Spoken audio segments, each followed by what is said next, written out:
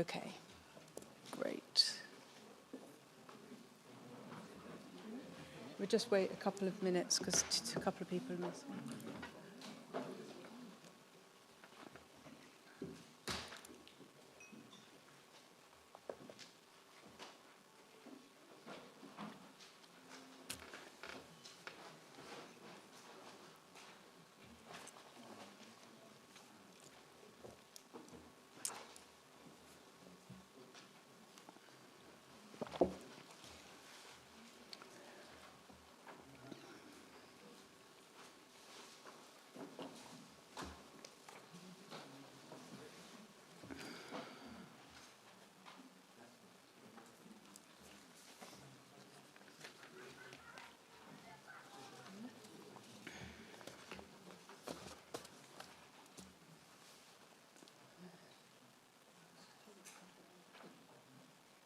Should we just start? I was just going to wait. Okay. Okay, we're gonna start anyway. Good afternoon, everyone. Welcome to the meeting of the South Downs National Park Authority. My name's Vanessa Rowlands, and I'll be chairing this meeting today. Can everyone hear me okay? Is that all right? Good. I just want to start today by welcoming some new members to the authority. So we've got Tom Neville from Eastbourne Borough Council. Welcome, Tom. Robson Peasley, who's our new nationally appointed Secretary of State member. Welcome, Robson. And Andy Tree, who's actually not here, but he's our new member from Hampshire County Council. I also want to welcome our guest, Doug Jones, who's chair of the Local Access Forum, for coming in and doing an item on the agenda for us about the forum. Thank you, Doug.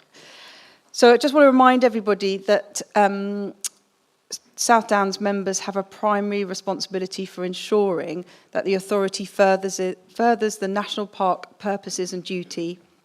Members regard themselves first and foremost as members of the authority and will act in the best interests of the authority and of the park, rather than as representatives of their appointing authority or any interest groups. The meeting is being webcast by the National Park Authority and will be available for subsequent online viewing.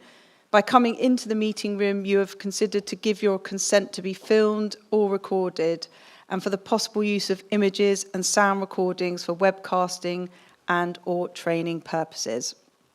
For the benefit of those observing the meeting, members of the authority are identified by white nameplates, South Downs officers by orange nameplates, and guests by green nameplates. I just also want to ask everybody, we are a national park which is designated for the nation, and so I just want everyone just to kind of reflect and remember the sort of people who we represent and think about that aren't around on this board, around this table. And also, if you can, just to minimise any disruption, either turn your phones off or onto silent. Thank you. So, item 1 on the agenda, apologies for absence. Richard Fryer, could you let us know whose that is? We've received apologies for absence from Janet Duncton, Mark Fairweather, Melanie Hunt, John Hyland and Andy Tree. Great, thank you so much. So item 2, declaration of interests. Does anyone have any declarations they'd like to make? Yep, Stephen. Thank you, Chair. Interest in item 11, the South Downs Active Travel Network Plan. I have a loose association with the Arundel LSWIP group, so declaring a personal interest there. Okay. Item 12, I'm a trustee of the South Downs Trust, therefore I'm declaring a prejudicial, probably, certainly not pecuniary, sadly, okay. But yeah, prejudicial, so I won't be taking part in that. Okay, thank you, Stephen. Does anyone else have anything they want to declare? Yeah, Mark. New trustee of the South Downs Trust as well. Yeah, thank you. Does anybody else want to declare anything? Members of local access forums and things like that? John? Do you? I don't know. It was something I was going to raise on the item 11 as well. I'm a member of the A29 Bury Traffic Committee, Yeah. which was something I was going to raise, so perhaps I shouldn't. Yeah, Yeah, okay, thank you. I don't know, Andrew. I will declare Good. membership of it, Go but we're on. not No. making a decision. No. We're just listening to a Yeah. report. Okay, thank you, Andrew. Great, thank you. All right, item number 3, minutes from the previous meeting held on the 16th of October. I will go through it by page number. Then if anyone has anything, if you could just put your hand up. So on my papers, it's page number 5, page number 6. Daniel. Yes, it's a very minor item, but I've been asked to bring it up anyway. In the declaration of interest section, I'm incorrectly identified as an East Hampshire councillor. Yeah. Thank you, Daniel. Thank you. Okay, 6, 7, 8, 9, 10. No? Okay, so I'll sign those at the end of the meeting. Thank you.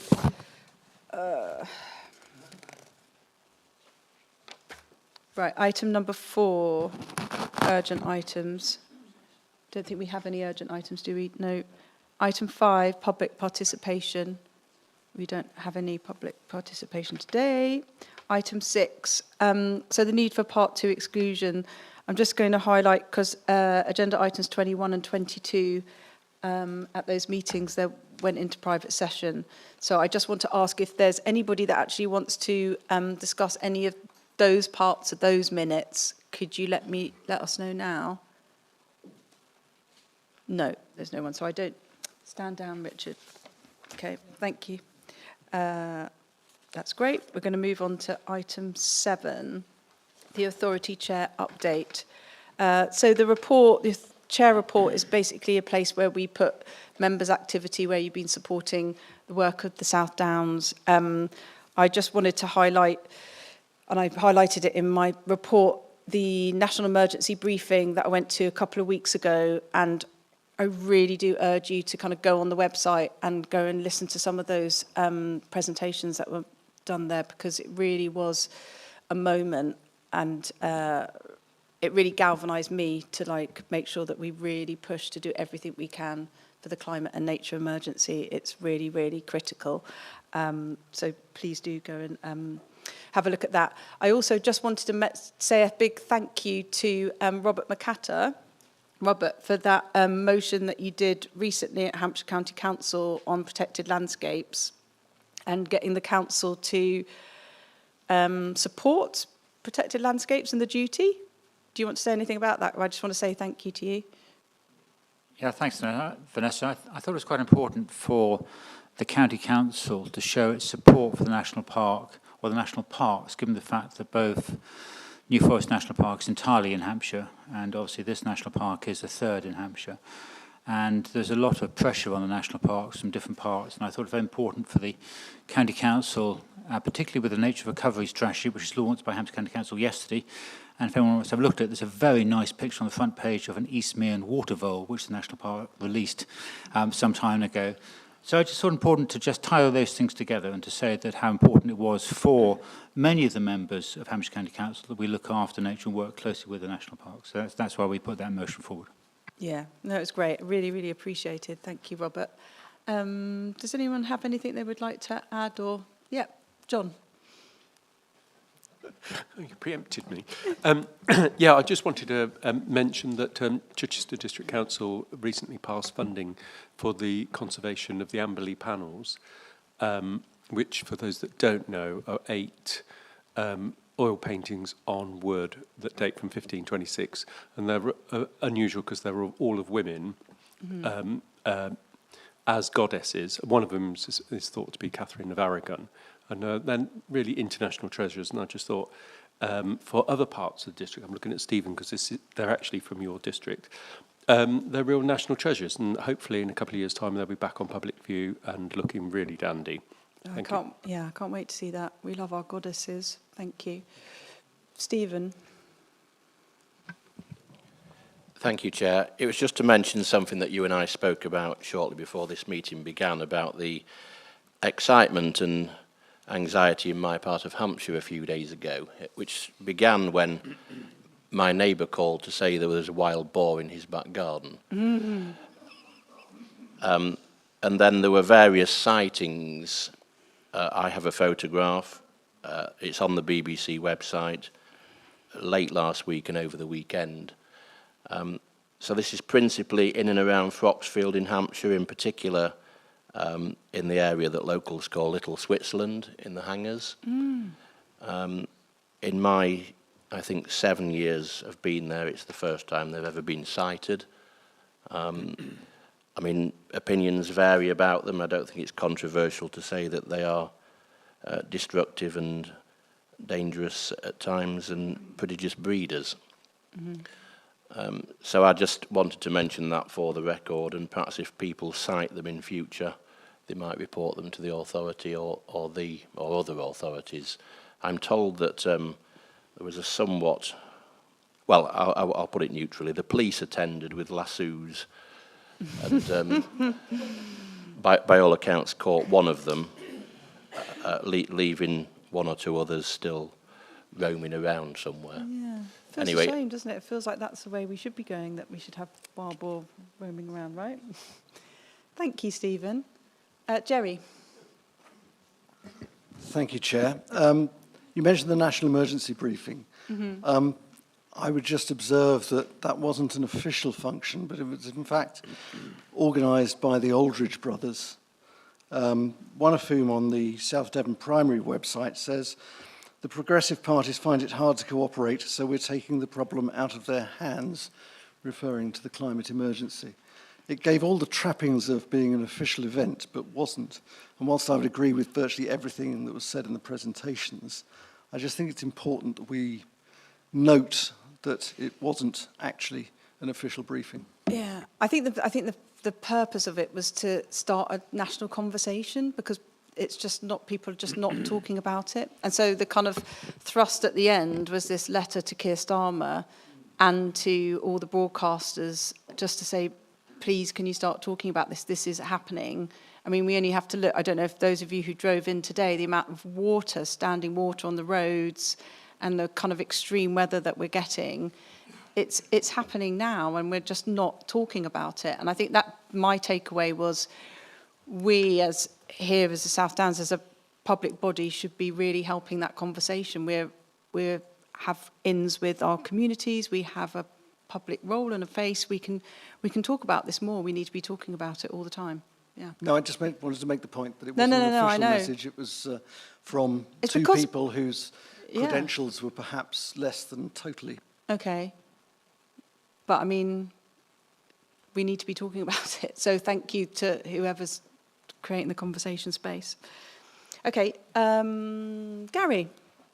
Thank you, Madam Chairman. I'm not sure I should raise it here, but just I've had a request from Joy Dennis, who's the Cabinet Member for Highways and Transport in West Sussex. I think it's to Mark. Never had a reply, and as Mark is the part of the SND, well, National Park, and represents it at Transport for South East, could he liaise with Joy Dennis for a meeting? Yeah. If that's okay, thank you. She contacted me because she knew I was coming today. Okay. Thank you, Gary. I don't recall receiving an email, but I'm very happy to reach out. Thank you very much. Joy Dennis. Thank you. Great. Thank you. Okay, can I move to the recommendation then to note the update, the Chair's report, please? Can I see a show of hands? Thank you so much, everybody. Great.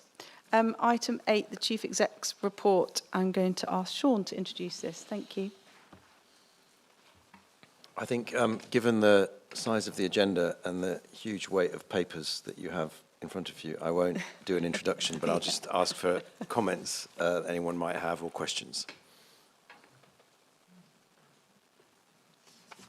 Yes, anybody? Vicky. Thank you, Chair. Yeah, it was a really brilliant report, as ever, it's really positive. 2.3, we've been selected again. Is it on? Yeah, it's on, sorry. Vicky, oh, yeah, lift it. That's it. Yay. Thank you, Small lovely. stature. There you go.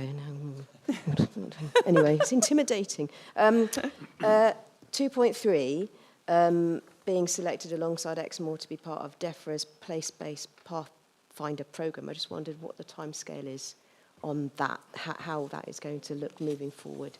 Thank you. It's a good question. We haven't got a time frame in terms of when it ends, but it has started. So we've had about 3 meetings with DEFRA's place-based team, which sits in their strategy directorate. We've also had a very productive visit from Marion Spain and her colleagues. So Marion Spain, Chief Executive of Natural England, to discuss what functions we might take on that Natural England are currently doing. We have we have now narrowed down to a few bullet points in terms of what we'll take forward. We're looking to move as fast as we can, really. And I think some of the actions, we're not waiting for a sort of DEFRA action plan with an end date to get going, because some of the stuff we can do ourselves, just in agreement with Natural England. But we're quite excited about it. We think it's going to be a really good opportunity. Exmoor have withdrawn from lack of resource. So it's just us at the moment. But us, in terms of protected landscapes, there are 2 or 3 other pilots that are further advanced, which they're doing with mayoral authorities in Yorkshire, I think, and possibly Cumbria, I can't remember. Great. I've got Paul Bevan and then Stephen Well. Yeah, in light of the national emergency we've been talking about, and recognising that, as Sean has said in the past, it's important to have challenging targets. I noticed we've got 2 red marks against climate action for the Park Authority itself. So I wondered what we're going to do about that. Thanks. Laura's going to, I mean, I can make a start on it, but Laura, do you want to have a go at it? Because you've been covering this. And he says I've been covering it. I've just moved into this area of work, and it's hugely exciting. It's hugely challenging, but it's really, really important for us. So we have just established a staff environment group, and they've got some clear tasks to do in a task and finish setup. So the first thing is to ensure that we map out what our statement is and our kind of emerging policy around this, to address from the procurement has a massive impact on our emissions. So understanding that the more capital work we do, the more procurement works we do, the more money we spend drives up that carbon footprint. So understanding that and understanding how we can do that more sustainably is going to be really important. About what members can do for their own practice as well around living more sustainably is going to be really important. What's challenged these particular targets is that the baseline's changed as well. So DEFRA changed the baseline for us, and also we've done a huge amount of work in sectors, which has also a big creep for us. We've analysed targets for the next 5 years and the PMP the corporate plan. We still believe that we can achieve those targets going forward. But, you know, in light of the kind of recent corporate plan discussions that we had with Anne, we've also got to get ready for having ambitious targets, but some of those will remain for a while. Some of them might even be red, and understanding that. But coming forward, we'll have better kind of responses in terms of the detail around that. That's the question. Okay, thank you. Thanks, Laura. I've got Stephen Well and then Andrew Shaxton and then Heather. Thank you, Chair. Thank you very much, Sean. The prompt for my question is paragraph 4.13 of the report, because I'm sure, like everyone, I have seen reports that the mayoral elections proposed for next spring have been shunted off until 2028 at the earliest. I don't know if that is official from the government. In any event, I wondered what if anything, are the implications be delayed for this authority, please?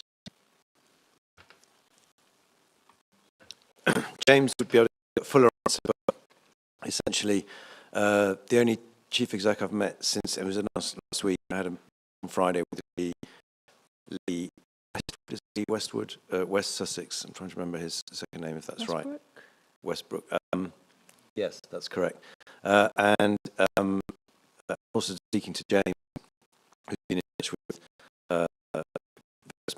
from other local authorities. The plan is essentially to carry on, keep calm and carry on, I think, in terms of preparing the ground and all of the sort of work that's happening at the sort of various committees and groups. And there will be some kind of a governance structure that will involve the leaders. The White House, that's correct. Thank you very much. So I need a holiday, obviously. With some kind of governance to involve leaders of each councils as they go through the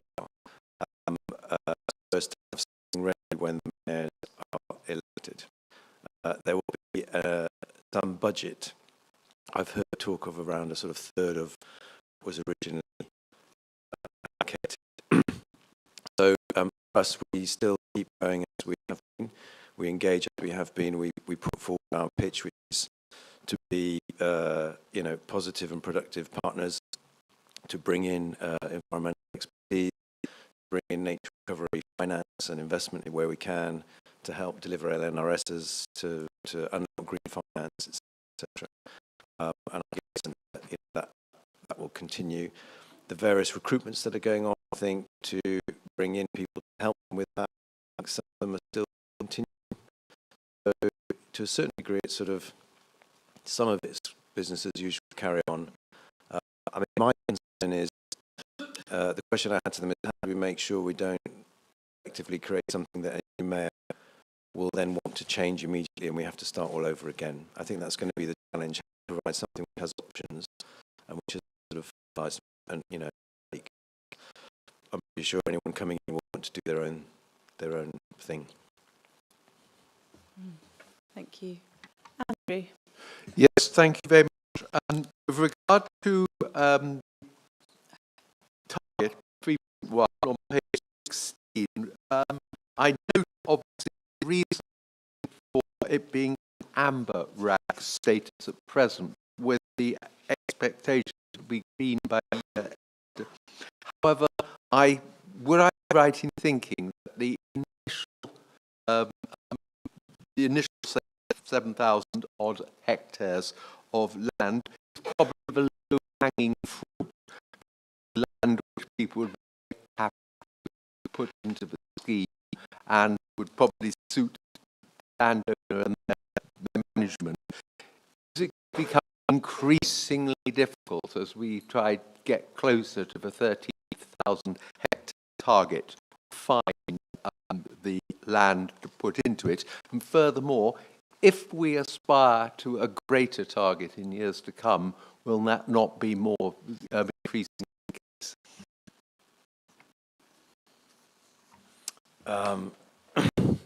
There's lots of different answers to that. The short is I don't think it's the low-hanging fruit. Pretty strong pipeline. I think it will only get stronger as we develop the tools that we have to offer to land owners and land managers. The energy will depend a little bit on an infrastructure bill. If they start to, exclude small sites, then we've got a bit of a challenge. But we have other schemes that we have to offer. One of the potential areas where we're discussing with Natural England is our role in delivering the agri-environment schemes in the NED, certainly the countryside stewardship and the pipeline there. If we can get the resources together to get additional advisors, which we think we can, then we have another tool where we can start to leverage in land for each category. So I think I'm not particularly. I think actually, if we carry on doing what we're doing, that sort of pipeline will just expand. I am ambitious for us to do more than the target that we've currently got set. I'm quite keen for us to start to talk about it in terms of 30 by 30. But we go one step at a time. So no, I think we're doing all right, and I'm not worried about the pipeline. It's pretty healthy, and we've got some new schemes which we haven't even launched yet, which I think will bring more.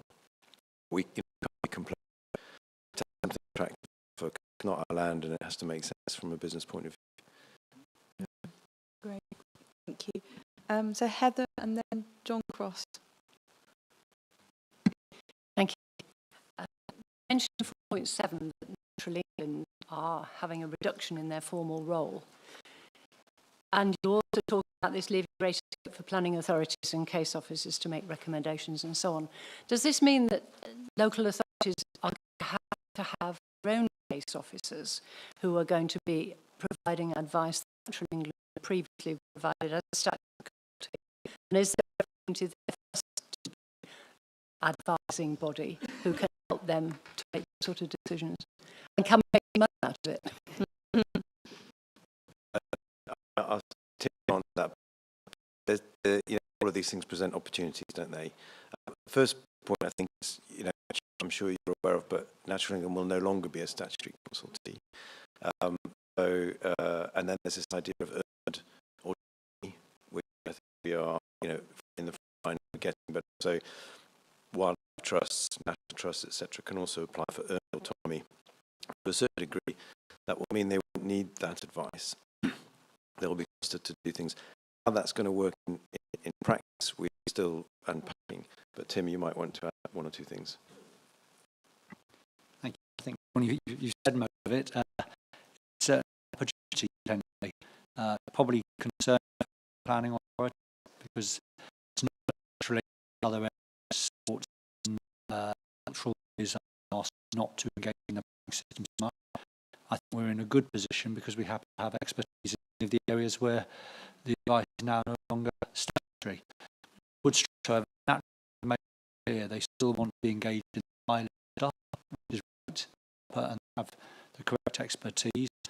And yeah, the more middle ranking stuff, if I can put it like that. Of course, there could be opportunity, depending, particularly related to the last question, on devolution, there'll be less local planning authorities, they'll be larger, and they'll probably want to make sure that they only tool up for what they need to do generally, and then look outward for areas of special expertise. As a good yeah. Thank you. John Cross. Thank you, Chair. Back to what Stephen was saying about the delay of the mayoral elections. Of course, the county council elections are going to go ahead. I'm guessing there will be a turnover of county councillors and probably turnover of senior county councillors. And so there being very weak political leadership with the strategic authority going forward, because we'll have no lead as such. We'll have county councillors that are new in post, and district councillors are not part of that conversation. They're on the advisory boards. So I'm anxious about how the setup of the new authority is going to go. So I just thought, spread my anxiety. Thank you. Stephen, again. May I just share some professional experience in relation to the Natural England and planning, and try and temper anxiety that might be around the room about Natural England no longer being that consultee. In my experience, which is 2 decades plus, a vast majority of cases where Natural England are consulted, in my own experience, they don't reach in time, or alternatively, if they do, they say nothing material, and they leave it to the local planning authority. In my experience, only European sites are involved, that their consultation responses are detailed, material, and depending on who might find beneficial. So I want people to weigh the idea. It's necessarily awful if they're no longer a statutory consultee. Thanks, Steve. Thank you. Do I have anybody else? I just wanted to flag 4.5 planning for nature, and looking at the development orders and speeding up the planning process for nature. I'm very, very supportive of that, and I'm obviously looking forward to when we get onto climate too. Thank you. Okay, so recommendations. Can I see a show of hands to note the report? Thank you, everybody. That's great. Okay, item number 9, approval of the revised Sounds Partnership Management Plan. This is very exciting. This has been a long time, a lot of work. I'm really excited that Anne Rachel is here to introduce this paper.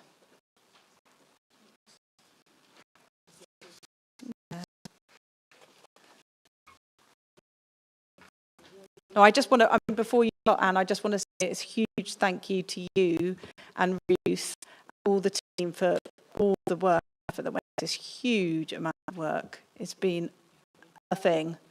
Amazing. Well, thank you for those kind words, Chair. I very much appreciate it, and I'm sure everyone who's involved in doing the work on the management plan appreciate those sentiments. I've just had the fun of trying to bring it all together, really, but there's a lot of people who've made this work. So I have for you today a report asking you to adopt a new revised plan. As you all know, this is a statutory requirement. Every National Park Authority has to have a management plan. We do once twice. And the intention of the plan really is to align strategies and delivery across a range of organisations. It's really important to remember that this is a plan of the park, not the National Park Authority. And we've tried quite hard in this iteration of the plan to make that very clear. We've closely followed National England guidance on how to manage the plan.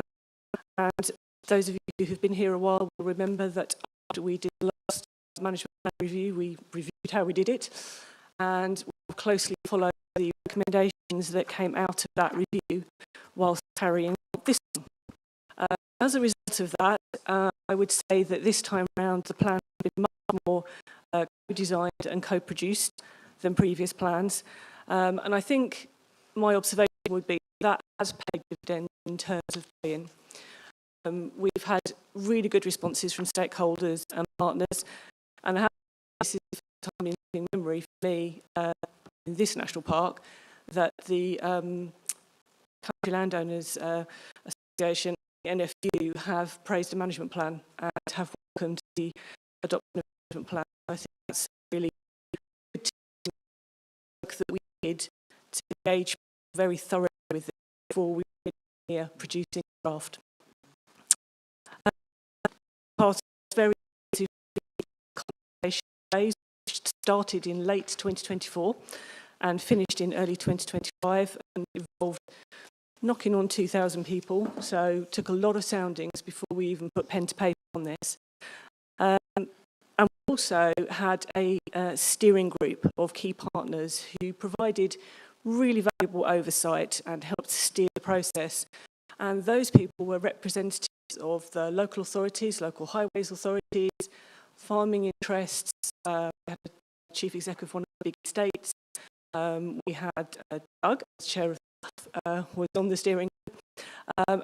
Robson was also a representative on the steering group as well. So we tried to make that as inclusive as possible and have as wide a range of people on there as possible to do that kind of critical friend job for us. And I'm very grateful to them for the insight and guidance they provided throughout the whole process. I think the steering group met about 5 times throughout the process and really added significant value every time they did.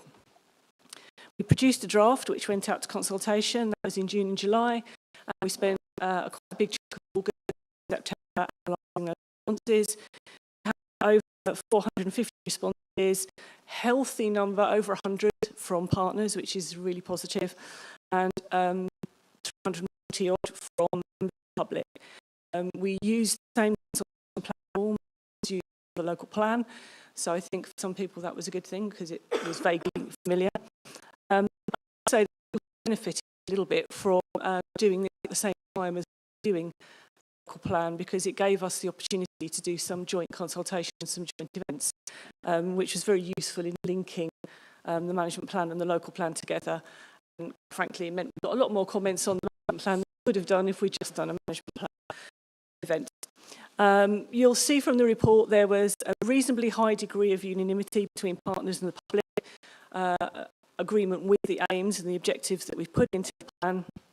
And interestingly, some of the feedback that we got, where it was what you might call not positive, was around being more ambitious. That came from the public as well, wanting us to be more ambitious targets than what we were putting in the plan. So that's so as a result of all of that, we made a number of changes, quite significant changes to the plan as a result of all of that, and we've got a version in front of you. As you would expect, we've carried out the required assessments that we need to as part of this process. They have been reported previously to this meeting and also to the P&R committee.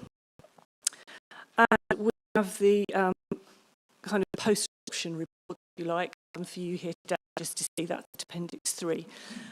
No significant negative impacts were identified as part of the process, which I think is really positive.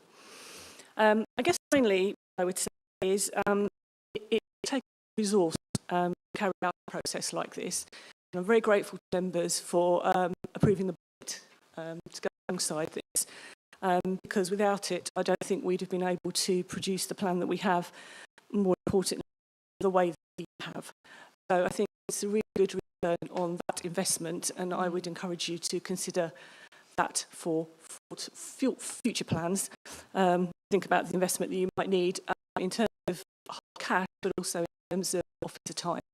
You'll report quite a significant chunk of officer time has been dedicated to making sure the plan arrived at the position it has, and also a lot of your time, because members have worked very hard in sharing the plan with people and getting people to comment as well, and coming along to some of the engagement exercises. So thank you for that. So we're asking today for a delegation for final design, because we're giving you the text today. It's not the total finished package, as it were. There will be a final proofread, and subject to any comments that you might make today, and we may need to make some changes. So that's asking for a delegation for final version to Vanessa as the chair and Laura as director of landscape and strategy.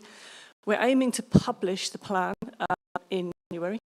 We're hoping to have a kind of a different launch for a broader section of partners in March. Also, part of this process, setting up a kind of new partnership, which will be launched next year, and that will sort of expand, if you like, the job that the steering did during the development of the management plan, and kind of support mutual challenge, I guess, around how everyone, all of the partners, are delivering the management plan. And I guess one final point before I write a question comment is it has reminded me that from adoption today, the planning principles in the back of the document will become material considerations in applications. So that's another reason why the management plan is quite an important document. So that's me. I'll be quiet and take any questions you might have. Excellent. Thank you, Anne. And just to remind members that this came to P&R committee last month and we went through it. So, members, Antonia. We've heard a lot about the local nature recovery strategy today, and those are going to be the responsibility of the mayors when they come in. And could you give us some examples of measures that are in the new partnership management plan that were in the old one will actively promote the objectives of the local nature recovery strategies, please? Thanks, Antonia. I mean, I'd say most of them, actually, compared to the old plan. We've made very explicit links to the local nature recovery strategy process through this. We will be making live links to the local recovery strategies in the final version of the management plan. As you all know, local nature recovery strategies also have kind of maps that they have produced highlighting areas they think need to have a focus on them, and we will basically be adopting that as our priority areas as well. Doesn't seem any point in us being different when there's already been extensive consultation on what those priority areas should be. I would say that the first three aims do deliver, and the targets for them do deliver directly against the nature recovery strategy. And I think when we get the delivery partnerships up and running, that will also provide a kind of another layer of kind of implementation. So I think we're quite well aligned. Thank you. John Cross, and then Steve Ridgeon, and then Andrew. I quite a lot of the P&R, so I won't bang too much. On page 82, the paragraph talks about retrofitting and adaptation of historic buildings. And I just wondered whether on page 90, on Planning Principle 5, that could be drawn more rather than just saying existing development. So should it be existing development, including buildings? I just thought we should, well, it's a pet subject of mine, and I wanted to promote basically, and pull that out. And then another point, on page 180, 1.2.1, the last few words seems to be something missing. And then, so that 1.2.1 under that paragraph, adopted by the in, seems to be a word missing. A minor point anyway. And then, I'll let you. Okay, I'll catch up. And the other point I was going to make, which is related to page 247, which is about heritage, craft and skills. And I want to highlight something this district was doing with Chichester Village, which was to half fund courses where the district is short of skills, and we've come to an arrangement where for particular skills, in this instance it was servicing of HGV vehicles. I know it's not heritage skills. That partnership and the fact that some of the funding for districts rather than funded fully by the county council, I just thought that's a wonderful way of picking up youngsters who are vulnerable in the city in the system and are coming to the end of being in the control of the care services. It's a wonderful way of finding a pathway to have a career, and perhaps we should be using that as a way of steering those youngsters in towards more heritage, craft and skills. And would we want to put our shoulder behind that wheel? Thank you. Yeah, I just wanted to attention to lots of reports and appendices in the paper, because there was the actual partnership plan, and then it goes on to the it's the impact assessment, isn't it, of what it could be? Yeah.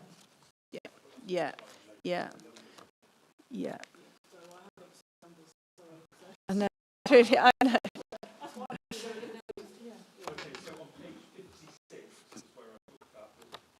Page 56 of the actual document is where I talk about the planning principle 5, and then page on your page, oh God, what's that? Appendix 3, introduction 1, 1.21. Oh, okay. And apparently we've sent out a revised version, so the version that's on the computer is different to the one that's out. Have you got that one? Yeah. You have to. Does that help you at all, Anne? Do you have the impact assessment? No. I don't have the impact assessment. No, that's I think because it's relevant. Yeah, we're just talking about the plan. But I was just going to add, because we're doing a lot of work with the Sussex Heritage Trust, which is mentioned in the assessment, and it's much what you're talking about, of like these you know, kids that are at Chichester College and Crawley and Met, and got them to come and do days and at these heritage schools. Is it growing This on was that? more at an Oh, it's- apprenticeship level. Oh, okay, right. No, thank you. That's really helpful. Kate's good answer to Ruth about Principle 5, so let Ruth answer that. Yeah, thanks, John. So basically, when the planning policy team were putting together the planning principles, it was really important that they were high level enough, able to operate. But it's really important to say that the local plan itself has a lot of this process of retrofitting, and it's really important that the planning principles refer back to the local plan all the time, so they don't stand on their own. Thank you. I've got Steve Ryan, Andrew, then Paul Bevan, and then Josh. Thanks, Chair. Just to highlight to this meeting, we had a good discussion at P&R about this very sort of thorough discussion, I would say, and we spent plenty of time on it. A few things are brought up that I know I've seen have been incorporated. There's a fair bit on culture and heritage, which has certainly been included in that sort of upgrade, which is fantastic. Active travel as well was added, and that's something that we wanted to see. And a little bit on water as well. So just to highlight that the P&R committee did go through it thoroughly, and the changes. Very much. Andrew. Yeah, page 76/42, the objectives 5.1. As I mentioned earlier in the meeting, when it came up, I am a member of the LAF, and the LAF has actually spent some time, obviously, talking about the relevant parts of the management plan, and you refer to Doug Jones actually was on the. But I have concerns about what it actually means in 5.1, that we're looking at 10% of the National Parks Rights of Way network to be in a good condition and accessible. And there is a element of what constitutes accessible at the bottom of the target, which is actually a very, very high bar to jump over, because I don't know how you measure a right-of-way, because some rights-of-way can be miles long, and it implies that you only need one stile or one step or a slight piece of more than one in 10 on it, and it's not accessible. That apart, that is looking at it one side. My other concern is 10% really aspirational? Is it too little? Because we are, one of our fundamental aims is access for all. We make a big issue of getting various groups of people who wouldn't otherwise go into the national park to be introduced to access. They usually do it on a piece of relatively manicured path and under some form of supervision. The whole point of it, and the whole point of the national park, is that the whole park is the national park.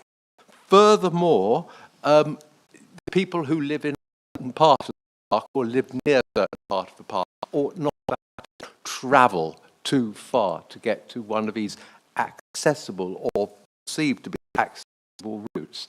So whilst I accept, and I humbly accept, that this has been gone through at great length, in fact, local access forum had about this aspect, and that is the maintenance aspect as much as anything, because something which can be good today very quickly become bad tomorrow.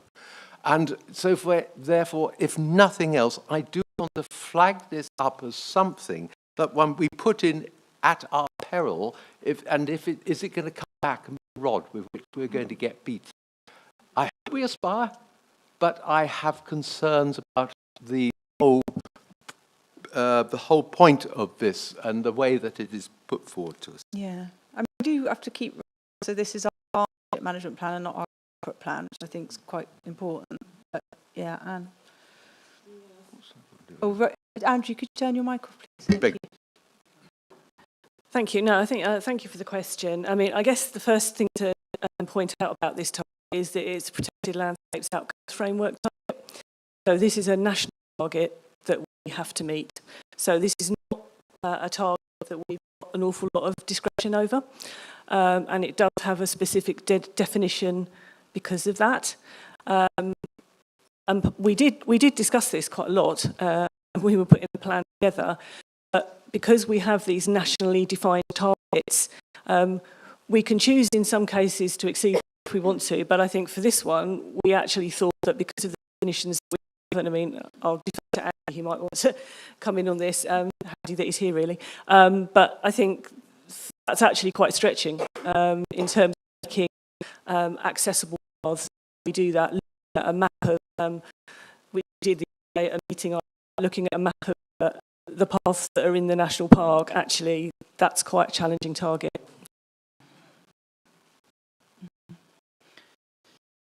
Okay, thank you. Paul Bevan and then Marsh. Thanks. I remember when I joined the board at the beginning of 2025, there was a workshop on the PP, and one of the concerns I voiced was the balance of focus on natural environment, built environment. And after all, the built environment is where our 113,000 residents live. And I'm really pleased to see the result of the work that you've done, taking on board and the consultation, particularly in how strongly it is articulated in the delivery aspect in Appendix 1, planning principles. So I just want to thank you for that. Great, thank you. Gary. Thank you, Madam Chairman. I'm just going to go to the consultation in the main report. It's welcome that there was an increase in people who actually took time to input into their comments, and for the most part, the partners' agreement and were quite close, apart from one, which is climate action. Now, we all recognise that's an incredibly important part of why we're here, and my question would be, there's quite a difference of gap between what the public perceive. They found the language too technical and it's unrealistic. Ask the question, what to do to try and to de-simplify, well, make it more simple for people to understand. I'll put myself in the category somehow. And I do think that we sometimes overcomplicate the word that we use when we don't need to. Thank you, Chairman. Gary. Thank you. Yes, we thought about this quite a lot, and I think it's probably important to point out that a lot of the feedback we got from the public was actually focused around the fact that we weren't being ambitious enough. And I think that wasn't what we were expecting. So that's partly the meaning of that difference. We did think very carefully, and I know Ruth and the team spent a lot of time in the text to try and make sure that it's as plain English as it can be. These are quite technical matters that we're trying to simplify, and there's a degree to which you can do. So I think I would say, and Ruth might want to, but I think we've done a very good job of trying to make that understandable, and I think how we will present the plan going forward will enable us to do that even more. I know she's got plans for a digital version of the plan, which I think will help with all.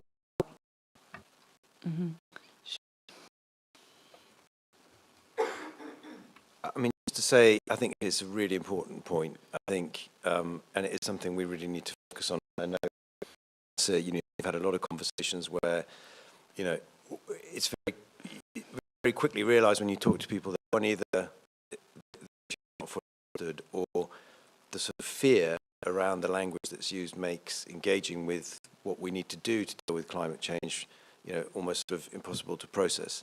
I think we've got a really important job to do in terms of engaging people, making them feel like they have agency and that they can do something that's going to make a difference. sort of channel that, move them from a place of almost sort of standing still, their hands on their ears, being really part of the solution. We've seen some great examples of that through OFCA and what we've done there with the sort of community-based approach, and we're really keen to do more of that. So yeah, your point is really, really important. We have a lot of conversations to have. Well, it's meeting where they're at and in the vocabulary that everybody engaged in. So like water, flooding, and all of us today driving on those roads, right?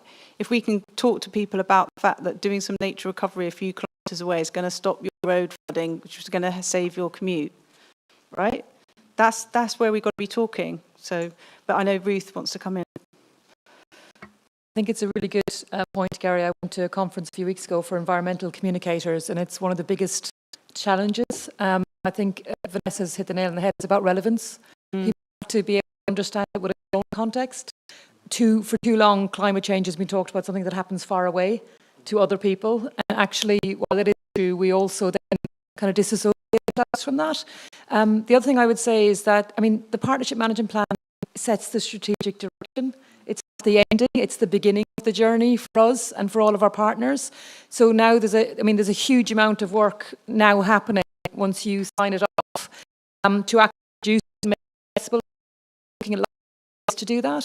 But also we're going to be developing a communications and engagement strategy which will come back to members in the summertime, and that is going to be picking up all the nuances of how do we communicate with people. I'm also working with the climate team here on a climate action campaign about how we go out to the public and engage people. So there's lots of other pieces of work that will follow on, and it'll be very circular, because when we talk about reporting back, Anne and I and the teams have talked for a long time about, we don't want a dry reporting back of numbers. We want to be reporting back with case studies and examples. That's the restoration of paintings, or lots of things that's happening across the national park.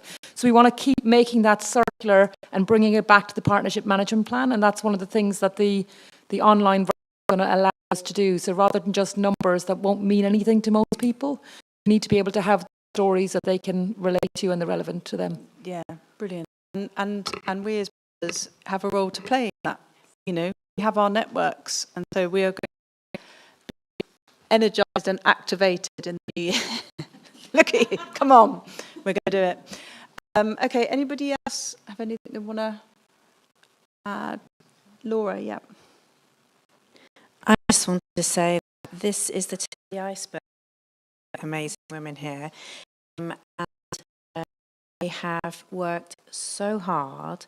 And if you go back to that budget conversation when you asked about the PMP and who does all of that work, you see the tip of the iceberg. You see the swan paddling furiously below. But that furious below has been incredibly challenging and difficult and emotional and hard work. And on top of it, these three have sat, but Anne in particular has lived and breathed PMP on top of her day job. So I just wanted to say massive congratulations, because you have just been incredible.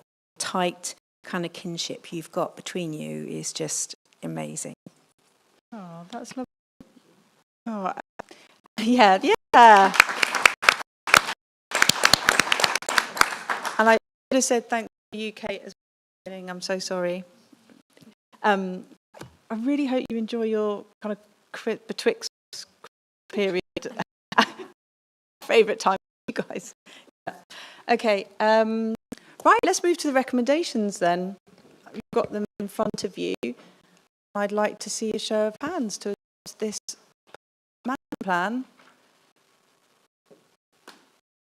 Yes, brilliant. Thank you all so much. That's great. Well done. We're now running 5 minutes. Time out. That's okay. Lou.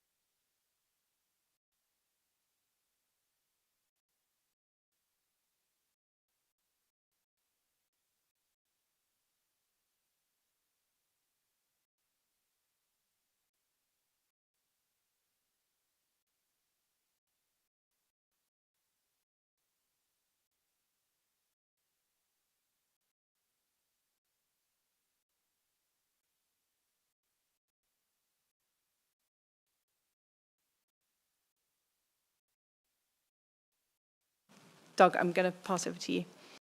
Thanks, Chair. There's difficult introductions to try and live up to. But, and I wasn't really paying attention when I was in the audience where to put this microphone. Let me know if it's in the wrong place. Textbook perfect, Doug, always. It's looking good. Flattery will get you nowhere, Chair. Well, thank you very much, Chair, and everybody for this opportunity. And it's really to raise awareness of the Local Access Forum and, I guess, of access issues most generally, because from the time I was on the National Park, I was conscious we didn't often spend much time talking about rights of way matters unless they were specific sites or a particularly important place amongst the park. We didn't often think about access more generally. But I'll begin by giving wrong button. I'll begin by giving, that's going to test me, begin by giving a brief explanation about local access forums, and I apologize if I'm teaching everybody to suck eggs here, but they are independent statutory bodies set up by legislation. They're volunteers with quite a wide range of experience, including in our case 2 National Park members. And we're here to assist with decision making on rights of way networks, access issues more generally, sustainable travel and so on. And across the country, there's generally 1 per county, plus national parks. They've each got 1 as well. And the advice which forums give is formal advice, and the recipients do have to have regard to it. It can be ignored, but it has to be taken to be seen to be considered. And LAFs themselves have to have regard to various things, not just access. The needs of land management is in there and amongst our formal responsibilities, and desirability of conserving natural beauty. But the South Downs LAF is different to most others in the country, primarily because we cover parts of, and parts are important, 3 counties and Brighton and Hove. So as a forum, and I guess you guys on the Park Authority need to be aware of their policy and practice, as well as the parks itself. You'll all be familiar with the 6,300 kilometres of rights of way in the National Park. That's pretty big compared with many county areas. And as elsewhere in the country, the LAF is serviced by the local authority officers, in this case, National Park officers, websites by the National Park. And we feel on the LAF that the work that we do is relevant to both the National Park Committee, quite a bit about issues in things that would be for P&R. Looking back over recent years, there was quite a fallow period between 2021 and 24, where this particular forum was only able to operate at minimum level. We hardly ever met, primarily because of National Park standards, but we do feel we're being invigorated, recruited 7 new members in the last year. We've got support from a fantastic new member, Ben, who's behind me, and with Andy, they were really, really helpful in helping us get back on track, and we're all very grateful to them for everything they do, and enabling us to start doing some proactive stuff as well as just the reactive activities. And that's just to give you a feel for the new members that we've recruited this year, the range of skills and expertise that they bring with them. And that's in addition to the user groups, the landowners and public transport expertise. But I hope you'll see the group, that sort of list of extra expertise we brought on board within the last 12 months sits well with your aims and objectives and purposes. So in the last year and a half or so, we've made comments on a range of plans and proposals brought forward, and I put at the top of the list. It's not part of the National Park Authority. We do cast our eyes more widely. There are rights of way that feed into and out of this national park. In many cases, some of the most important to help people from outside the park get in and the experience. So on Surrey rights of way improvement plan, we comment on local transport plans as well. We had a really close look at all Hampshire's proposals to cut so many rural services a few months ago. Byways policies. We've looked at the 10-year plans of each of the county councils, which have been adopted this year. We also look at local walking infrastructure plans, East Hampshire's, Winchester's, as well as your own local plan review, partnership management plan, the new and exciting active travel network plan, and other proposals as well, since Withen's potentially a national trail upgrade, active travel routes in space, and one significant planning application listed there, which I think will be coming to the planning committee in the not too distant future. And some proactive initiatives that we've tried to do on top of all that reactive work is a survey of all 4 authorities that I've referred to, and I'll say a bit more about the findings of that shortly.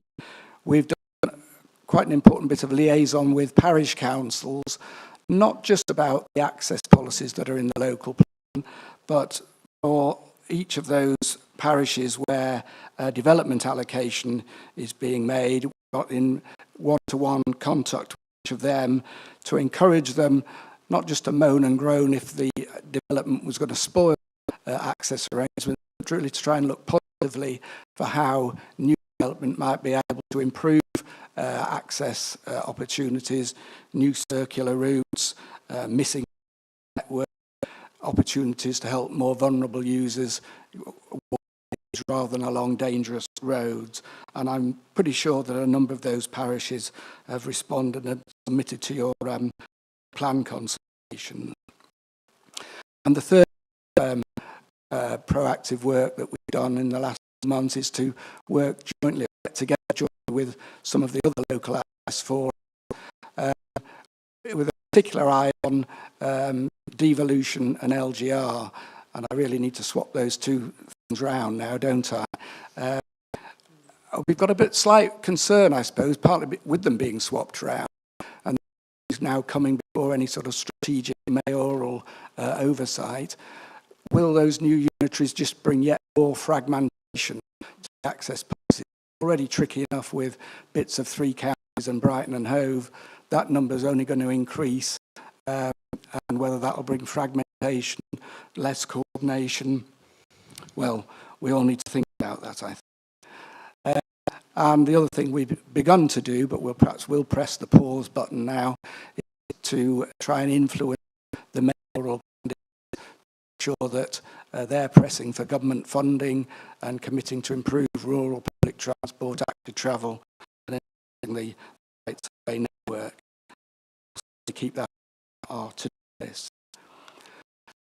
The survey of local authorities that we undertook explored sort of list issues there, not just the quality of rights of way, priorities and data, but how they liaise with various user groups, whether they encourage outdoor recreation and access, and if so, how do they go about that? What are the particular barriers to the use of public rights of way that they see? How do they monitor the state of their network? What conditions are the various paths in? What types of problems are being reported? And what are the practices for looking after overgrowing vegetation and such like? So quite a wide-ranging set of questions, and we were really pleased that all the 4 authorities responded as positively as they did. You're probably aware that between West Sussex and Hampshire, they cover 80% of the rights of way in the national parks. So there's much smaller proportions in East Sussex and obviously in Brighton and Hove. And obviously the national parks contribute to that, a very small percentage as well, primarily with the Downs Way. But the real providers, if you can use that word, are those local authorities, and in particular West Sussex and Hampshire, I guess. But one thing, I don't think I realised this or thought much much about it when I was here as a park member was that none of the local authorities apply any different policies inside for the park compared with outside. So if you're walking on Butser Hill in Hampshire, it'll be exactly the same policies that apply to Basingstoke. If you're walking in Bignor near the Roman side of the Downs, that'll be the same policies that apply in Bognor outside the national park. And similarly, if you're over in East Sussex, then the wonderful rights around Beachhead and Burgap, it'll be the same policies and priorities as in Bexhill or somewhere else. So it raises the question, standards be different? What might public expectations be? And the other question is, might it not be helpful if some of those local authorities could collect separate data so that they could show what the standards are inside the park? At the moment, I don't think the park authority's got any real feel for the standards rights of way across the national park at all. And I just put the figure of over 11,000 reports from the public awaiting investigation and resolution in. We did think it was a big number, and that's just the state of play that it is at the moment. Just a snap in time, but there's quite a lot of observations from the public about faults in the rights of way network. On the positive side, we did see from each of the local authorities, I suspect, some really good, clever practices that they adopt in that perhaps are adopted in other places. Looking again with the backcloth of local government reorganisation, there might be some good things that can be shared and implemented more widely. Just a couple of slides about the partnership management plan, which you've just been considering, and these are just findings from the research work that your colleagues did on this. The first slide, and you're all familiar with this, and highly valued that the network is and for what purposes. It lets people enjoy special properties, it brings physical and mental health opportunities. Young people and diverse groups, your survey told us, a initiative of these opportunities, and it's access to nature, dark skies, the living classroom, and helping the rural economy and helping towards net zero. Those were all things that the survey brought out. But there were significant issues reported as well. There was quite a lot of comments from people saying that access is increasingly difficult. The lack of public transport was one big headline in many places, but the reductions in path maintenance, poor conditions, various paths being closed for months, years on occasions, and other barriers to use as well, including safety, not quite feeling safe in some places, a lack of information, and conflicts between users was regularly raised as well. Many areas without any train or bus services at all, which brings challenges for visitors and residents alike. And these comments, again, from your own surveys, were similar points made from not just the users, the prospective users, but from rural businesses, the learning network, and other partners. And again, the comment made in the place that there was involvement of transport operators, bus operators, the railway companies in the PMP. And it's on the back of that the local access forum recommends some improvements at various stages of the PMP. And these revised PMP, which you've considered today, does highlight that the rights of way network is a jewel in the crown of the South Down. As mentioned earlier, meeting of the forum on Monday of last week, and there was still some disappointment about the target on conditions of rights of way, which can be discouraging people from using it, and I'd ideally be looking for a split target, something like the 10% for access, but also carrying on the more traditional measure, which is the ease of use of rights of way, where a higher target of 60, 70, 80% has been invoked in the past. So there was nothing in the revised PMP about conflicts or safety, which had been in previous PMPs, which again can affect usage of those feeling a little hesitant. But I think the forum hopes that the Park Authority will continue to work with the authority to try and get consistent survey over the next few years, particularly looking to the fact that you're going to have a host of new unitary authorities doing this work. So perhaps when we do the partnership management plan, there could be more different targets anyway.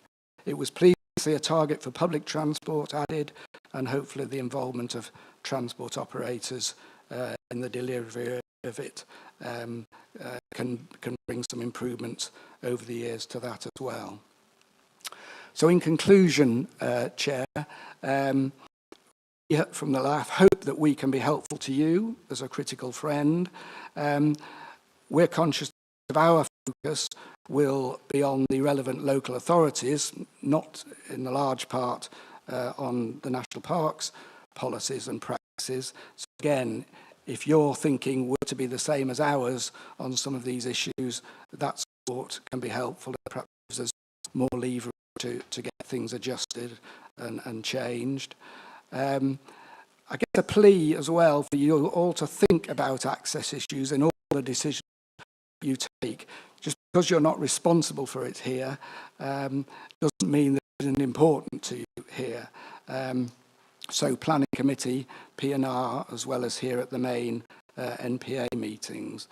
And amongst the significant issues, would point back to the data about the condition of network, the byways and other conflicts, seeking improvement through the planning system, really trying to work with public transport operators and improve the situation there, and obviously the LGR and devolution implications. And I always like this quote from John Glover's report from a few years back now about traffic spoiling the place, but actually it's poor access that's keeping people who should be able to visit, keeping them away. I think that's something we should all have in our minds. Access is a big issue. The national park's got no direct control, and we'd suggest not much data, not much knowledge, not much information in some cases, but it does need to try to the local authorities and the transport operators play a full role and address all the important issues going forward. And I'll leave it there, Chair. Brilliant. Thank you so much, Doug. I've learnt a lot about the forum. I mean, I did know what you were doing, but it's going into details really, really helpful, and just to see all the work you've been doing and all the reports, consultations you've been working on. That's brilliant. Members, have we got any? Paul, Evan. Yes, thank you. Let me now declare an interest. I didn't when Andrew did earlier, because I'm the second member on the Local Access Forum from the Park Authority, and I had my first meeting last week. And I'm pleased to be part of a renaissance, as Doug has indicated. I don't think the pages on our website reflect that renaissance adequately. I've already passed that concern on. There's no list of members, there's no recent minutes or news about next meetings or anything like that, but I think that is now being addressed, and there's lots that could be done to make those pages on our website much more effective information and promotion for the Local Access Forum. I want to say something again that Andrew picked up about targets, about the condition of public rights of way, because one of the things that we considered, we were just shown the idea at the Local Access Forum this week, was this intriguing idea that you could have like a pieced map of public rights of way across the park that were categorised by colour, do when you go skiing. So green ones which were fully accessible, going down to black, which were really hard. But they wouldn't have to be fully categorised for their full length all the time. You could just, it would enable you to do a sort of exception-based analysis of where the problems are and address them where you've got other access issues. And I thought it was it had great potential, I think, and could be done quite powerfully through GIS and that sort of mapping and AI. So I think there is a role for the forum to help assess that PMP target or some factors within the target. The other thing that I felt from my experience was that we're going to look at the active travel network plan and the whole idea of this project pipeline. And I think it would be really helpful, I think, for everyone, for the credibility of the forum and to the Park Authority in allocating resources, if the forum were consulted and involved in the creation of that project pipeline, so we could contribute to that prioritisation. So whether it's Ignore or Bognor, up to the LAF, I look forward to playing a part in it. Thanks. Thank you, Paul. Stephen Well and then Alan Aylesbury. Thank you, Chair, and thank you, Doug, and how nice it is to see you back in this room and to hear from you. A pleasure and helpful as always. I've got a couple of questions, pick up on your penultimate bullet point on the screen or part of it, but I'll just sort of set the scene. Not all members may know that there's a very great conservation of byways in East Hampshire within the national park. And for those that don't know, these are ways that are principally for pedestrians and equestrians and cyclists, but motor vehicles are entitled to use them. And we have power to make orders to stop vehicles.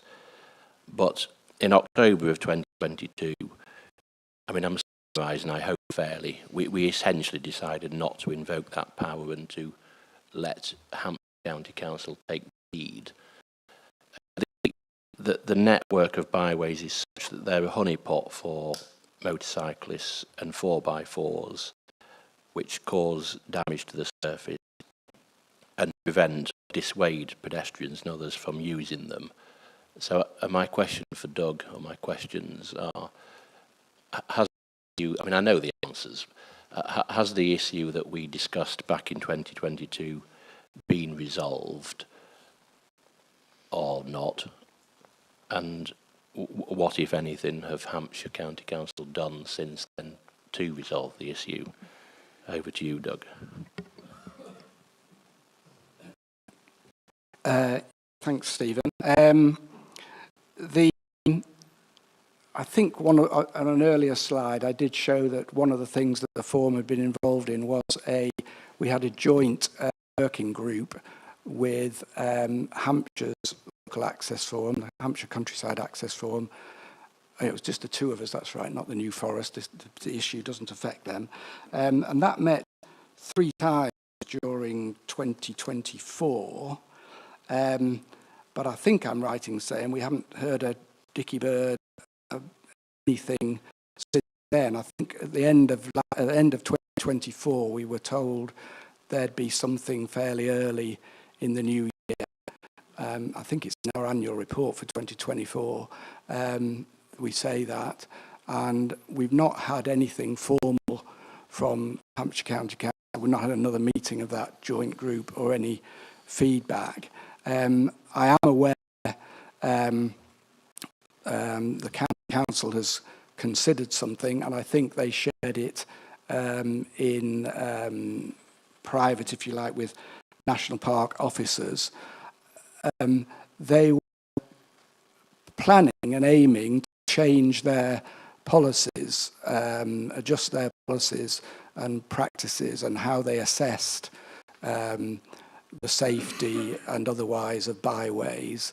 My understanding is they've decided not do that at all.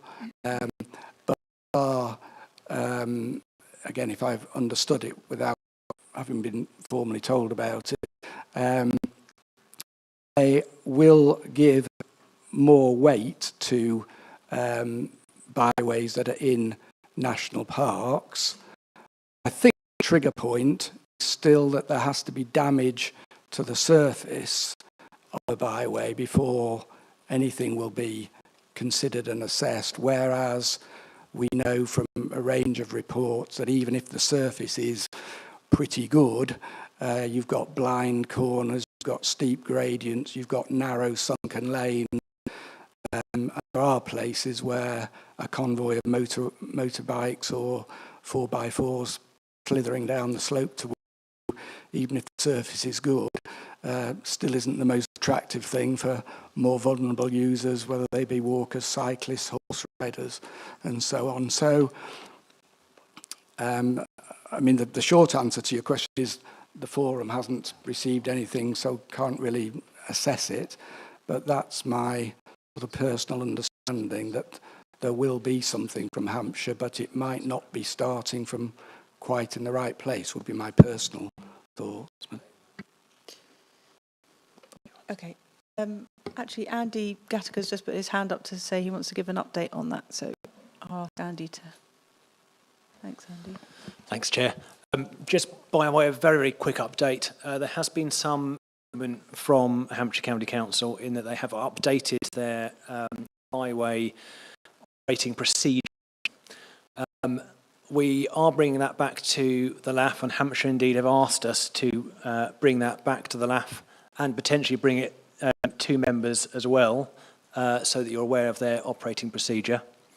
The reason we haven't done so to date is because I wanted to double check with Hampshire County Council in terms of their governance and whether it had gone to Hampshire's members. So it was just waiting to hear back from Hampshire before we went back to the LAF and members by way of an update. But there has been some movement on that, and we've had sight of that operational procedure, and it puts a lot more emphasis on the national park, protecting the national park. So my understanding from the documents I've seen is that they're trying to be active at stopping damage getting worse. Now, that's not it's not a policy; it's an operating procedure. So there is a subtle difference there, but there has been a lot of work done at an officer level. So there will be an update coming back to LAF and potentially to members in the very short near future. Thank you. Thanks, Andy. Perhaps when that has been agreed at Hampshire, if it goes to members, that maybe it comes to our P&R, just as an update? Yeah, that'd be great. Thank you. Alan. Thank you, Vanessa. Yes, I'm delighted to see Doug back among us. I want to ask a question which is completely different from the one that Stephen Whale was just pursuing. It relates to a bee which Doug will remember occasionally escapes from my bonnet. One of the places, parts of the national park, where it can be pleasant and very agreeable for people to go for a walk, as well as the sort of routes that he and indeed Stephen have been talking about, is the quieter bits of the all-purpose road system. And one frequently is oneself or sees people going for walks there. It would be very pleasant if it were not for the relatively recent encouraged, for perfectly sound reasons, no doubt, of encouraging the growth of roadside hedges to enormous heights, and they're growing out onto the verge, and then encouraging whole verges to be effectively inaccessible to pedestrians, so that pedestrians are effectively enclosed in green or in winter brown grey canyons in fear for their lives from any vehicles passing along the roads, and is a consideration, i.e. the desirability of making minor and less busy roads pleasant places to go walking in. I remind Doug, I've said it before, that from my parish, Stockin, only really need to be allowed to go up to about, or maintained at about 3 feet, 0.9 metres in height. I'm not talking about chopping down hedges everywhere to that. I'm talking about the desirability of regard to the best of humans, in particular pedestrians. This applies to cyclists to some extent as well. In having pleasant paces to amble along, rather than the whole interest, as it were, being provided to letting nature rampant grow its course. I mean, these roads were actually built for humans. And is that a matter or an angle on the situation in terms of rights of way, Doug, that is ever regard to in the local access forum? Thanks, Alan. I was struggling to think initially at how the colour of white window frames was going to come in. was going to come into your question, but then I remembered hedges. No, thank you for your question. Funnily enough, at the most recent meeting of the Local Access Forum, we didn't discuss it directly, but we did, in all honesty, we almost did. There was a discussion at the most recent forum meeting about, I'll put it in, quiet lanes, because there is a recognition that a portion of the full-purpose roads, the highways in the national park, can play a role in the wider access network. And this formal designation with a capital U and a capital L of quiet lanes. Now, our discussion last week didn't go much further than that, other than to prompt us to think about these things.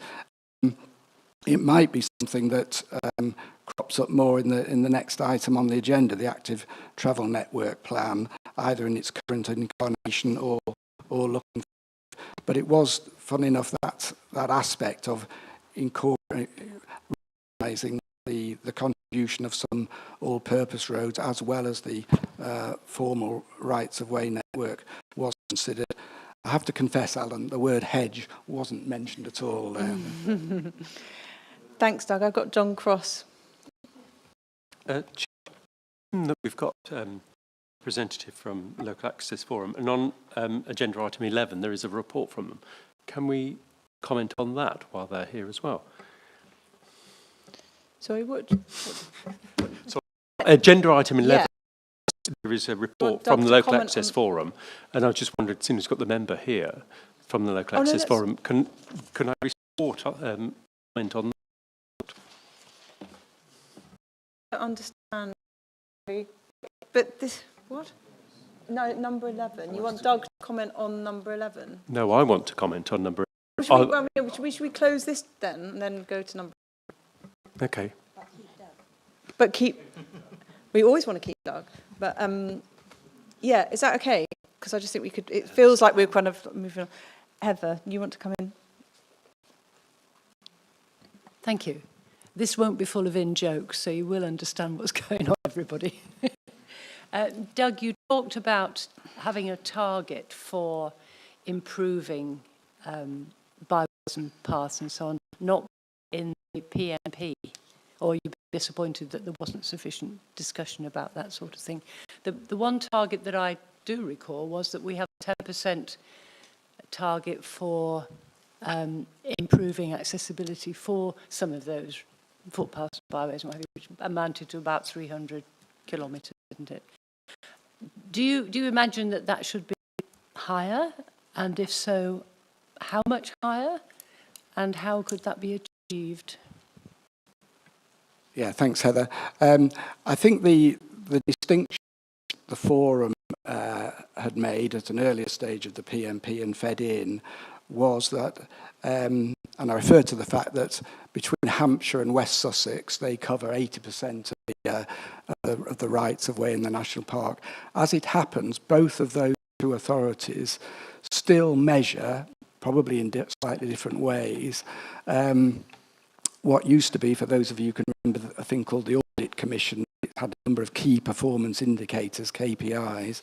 These were national measurements. There was one for the use of rights of way. Were they open and were they in good condition?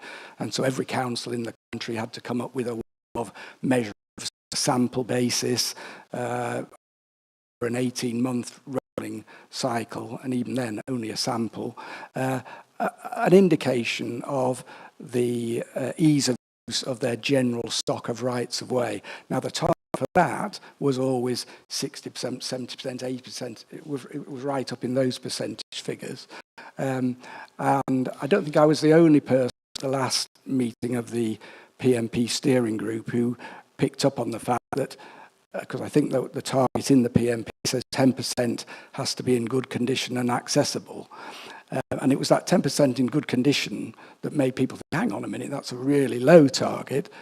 You're absolutely right, Heather. The 10% for accessible is a much more, and indeed Andrew made the point earlier, much tougher target to measure and manage. I'd be interested to know what percentage people think it is at the moment, because obviously were it to be 9.5% at the moment, I'm not suggesting it is, but then even that target might not be that challenging. But it really wasn't about the 10%, it was about not splitting that out into two targets and having one for what sort of overall percentage of the rights of way in the park are in good condition and open to use, because there are often paths that are closed for months and months, and a separate target for making them genuinely accessible for all the right reasons. Yeah. Thank you. So you felt you were unsuccessful in getting that put into the PMP, and would still like it in there if you could get it in? I think, I mean, on day one, the challenge would be that the local authorities that there are, the two smaller ones don't appear to collect it at all at the moment. The big ones happen to do so. They would probably find it challenging to immediately split that out between which of our paths are in the national park and which aren't. But I would have thought that it might be in the interest of the Park Authority, given that these organisations are partners of the Park Authority, to encourage them to concentrate on measurements, or at least make sure they did a sample each year of routes that are clearly inside the national park. In an ideal world, the methodology would be similar, identical to the other local authorities. So there were perhaps reasons why it couldn't be introduced on day one, which is why I think in the slide we sort of said that we hoped that in the future the Park Authority might still try and find ways of getting another target that does apply, not necessarily to every yard of every right-of-way in the country park, but gives a feel for the overall quality and ease of access, because there's nothing to suggest at the moment that it's anything different for a public footpath in Basingstoke or Bognor Regis or Bexhill, but maybe around this table you might like to think that you would notice the difference when you came into national parks. So. Yeah, thank you. I mean, we did sort of touch on this in the Partnership Management Plan discussion, but I know, Sean, you want to come in quickly. Yes, we will. We are open to that, and we will look at it. But it has to be measurable and it has to make sense. So we have to work with partners on that. But I'm totally on board with the idea that we want to know that information, and we want, for want of being biased, I want our rights of way to be better than outside of the park. That's why people come here. Mm-hmm. Okay. I've got Andrew. Yes, Sean said we will be open to that. Well, of course, Heather's question was, is it too late to put it into the management plan? But I suspect the answer to that is yes, having voted. But that said, is something akin to a memorandum of understanding, some sort of document which would be put pressure, even if it wasn't as binding. In fact, it might be more binding as it happened, but it certainly wouldn't be in the partnership management plan. But if it was something which we made specific to that issue, would that be a question? Would that be a way that it could be done? Do you want to, Sean? So where I'm hoping we'll take this up is as part of the delivery partnership, where the local authorities will be part of that. And so as we go forward, we'll be sort of, the plan isn't fixed in stone. It will be an evolving document. We will have formal annual reviews, as well as looking at it as we go along. And those reviews will look at things like, are we still measuring the right things? Are the targets right? Have we got more data now than we did before? Can we change what we do? So I would suggest we put it into that forum, because that's essentially where we will all come together and make the commitment we want to make, and expect the local authorities to sort of, up their game in that respect. Great. Thank you so much. Move us on now. And so I think maybe we can see a show of hands just to note Doug's report to us. Yeah, thanks, Doug. Great. Okay, I'm going to move us on to item number 11, South Downs Active Travel Network Plan. And we've got Andy Gattaker here. Thank you, Andy, to introduce it. Thank you, Chair, and thank you, members. Yeah, hopefully you'll have seen the plan that's in front of you today. I'm not going to go through the whole plan in detail, because hopefully at your leisure you can have a look at that, and you will have had a chance to have had a perusal at that document. But I do want to make and highlight a few key points which may be helpful. First off, I would like to thank my Access team, and in particular Ben here, our Rights to Win Access Officer, for pulling this together, because it was actually quite a mad task. And I hope you can see from the document the amount of work that's gone into it. I should also acknowledge that it was only possible through the partnership work and the funding from Active Travel England, which we received last year. And that relationship with Active Travel England is continuing, and we do hope to further that relationship and increase the that we may get from central government through that avenue in the future. I mention that because it's quite relevant to the reason the paper is in front of you today. Some members may acknowledge that it's usual this type of paper to come to P&R first, and it's coming straight to you. That is a timing issue and a relationship issue with Active Travel England. They have indicated verbally that they would like to continue funding national park authorities to develop active travel schemes. Another tranche next financial year. As I said, Active Travel England helped fund this current document that's in front of you. They actually gave us revenue funding, which was in a large part enabled us to get extra resource within our Access team. So one of the, I guess one of the relationships that Active Travel England wanted to see was that all of the active travel network plans that they funded for each English national park went before the relevant members. Funding requirement, but they made it clear that that's what they wanted to see. We are due to put in an expression of interest in January for the next tranche of development of this work. And we wanted, in order to improve that relationship, to have said it has been in front of members before we put that bid in.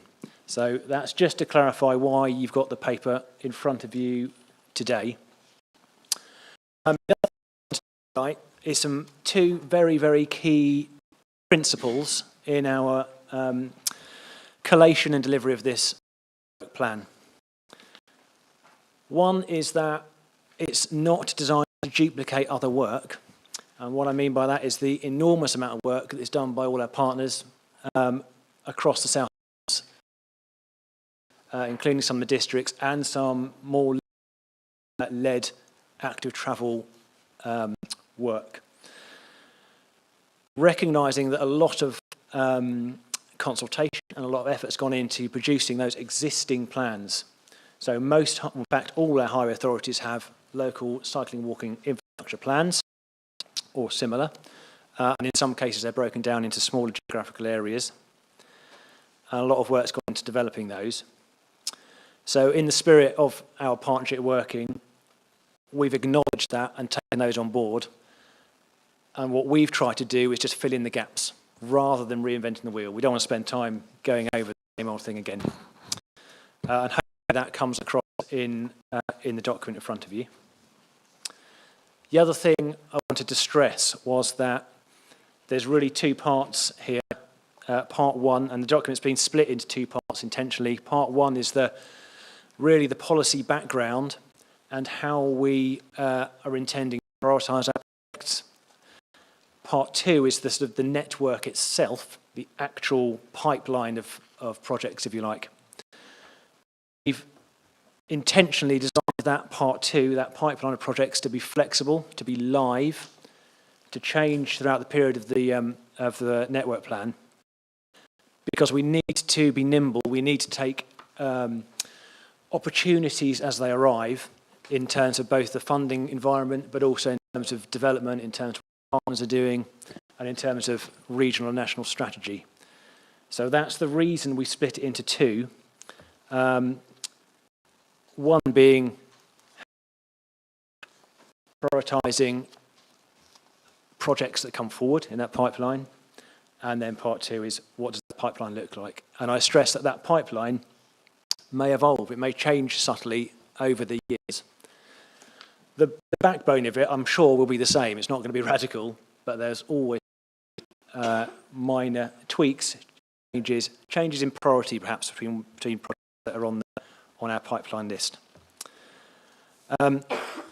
My final point is really that there's a lot of central government interest in active travel. Indeed, there's a recent consultation from the Department of Transport, their third cycling and walking infrastructure investment strategy. And the government's own vision, I'll just read it out because I think it's very relevant, is that by 2035, the government wants walking, wheeling and cycling to be a safe and easy, accessible option, allowing people to embed economic, health and environmental benefits of active travel in their daily life, if they choose. So it's important that we have something that sets out what our ambition is and what our direction of travel is and how we prioritise that, acknowledging that we can't do everything, which is why that set of principles and priorities are so important. And my final point is something that was picked up on earlier, and it's just to reiterate that in delivering active travel or our ambitions around active travel, we are on a number of our partnership management plan objectives, not just access. And I can illustrate really nice the Sussex LNRS document. We're heavily engaged in that as an access team. And the Sussex LNRS is the only document nationally that specifically lists active travel as a mechanism to deliver nature recovery. And that's because we've been working on this document and have been very closely aligned with other regional strategies. So I will leave it there. I will return my thanks to Ben because he did most of the authoring of this project. And over to you for any questions. Brilliant. Thanks, Andy. And thank you, Ben, so much for all your work. Members, I'm going to open it. So I've got Steve Ridgeon and then Antonia, then Robert, Alan and Mark. Yeah, I'll echo those thoughts. It's a great document. I shared the draft with the Parish Council a few weeks ago. And one of the questions I got after the meeting is, what do you see in our area an opportunity to improve the access and so on? What's the pathway to get that done? Do we go to Hampshire? Do we go to South Downs? So is there anywhere written down or in a simple form that people can follow a route to get, hopefully, something approved? Thank you. That's an excellent question. Yes, we have thought about that, but there's a few steps we need to still complete. Our intention is that there'll be some new pages on the website. So this is sitting with Ruth's team at the moment. We're in discussion. PMP sort of taking priority at the moment, as you can imagine. So there will be some dedicated active travel pages on which we want to keep the... I'll step back a bit. When we did the consultation, there was a live interactive GIS map, which was on the website. Our intention is to repurpose that map and keep it live on the website so that any community can add new projects or new priorities as they arise to that map. We will then review that map. We'll make sure that there's a current and live network plan. I think the intention is that every opportunity or potential project that is highlighted to us, we will keep on a list. And depending on the priorities that we've set out in part one of the plan, it will move up the list in terms of being allocated resources, or indeed sometimes we may push that to one of our partners as well to help deliver. So our intention is it will be alive, and our intention is that there will be a web portal to allow any community to flag projects. Thank you. Antonia. Yes, well done on the plan, and in particular getting it into the Sussex LNRS, or reference to it. My question is a planning one, so it might be more for Tim. So we often have a situation on the planning committee where Highways says that a new development will not create highways problems as they define them, but we can see that the additional traffic generated will create a problem for active transport. I mean, I'm thinking of a recent example of a development where they're down the end of a sunken lane where there were no highways objections. It was to be satisfactory, but clearly the amenity of that lane for active transport would be massively reduced. Is there any way in which all this work that you've done and the relevance of it to the partnership management plan and so on can in any way be brought in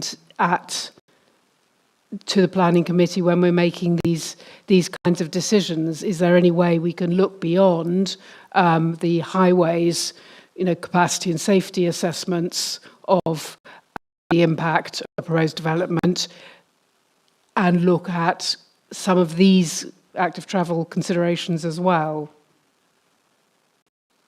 Yeah, thank you. I may pass to Tim as well in a moment, but my initial response to that is yes, and the reason for that, we're mindful in producing the plan that we tied it very closely to both the PMP and the local plan development.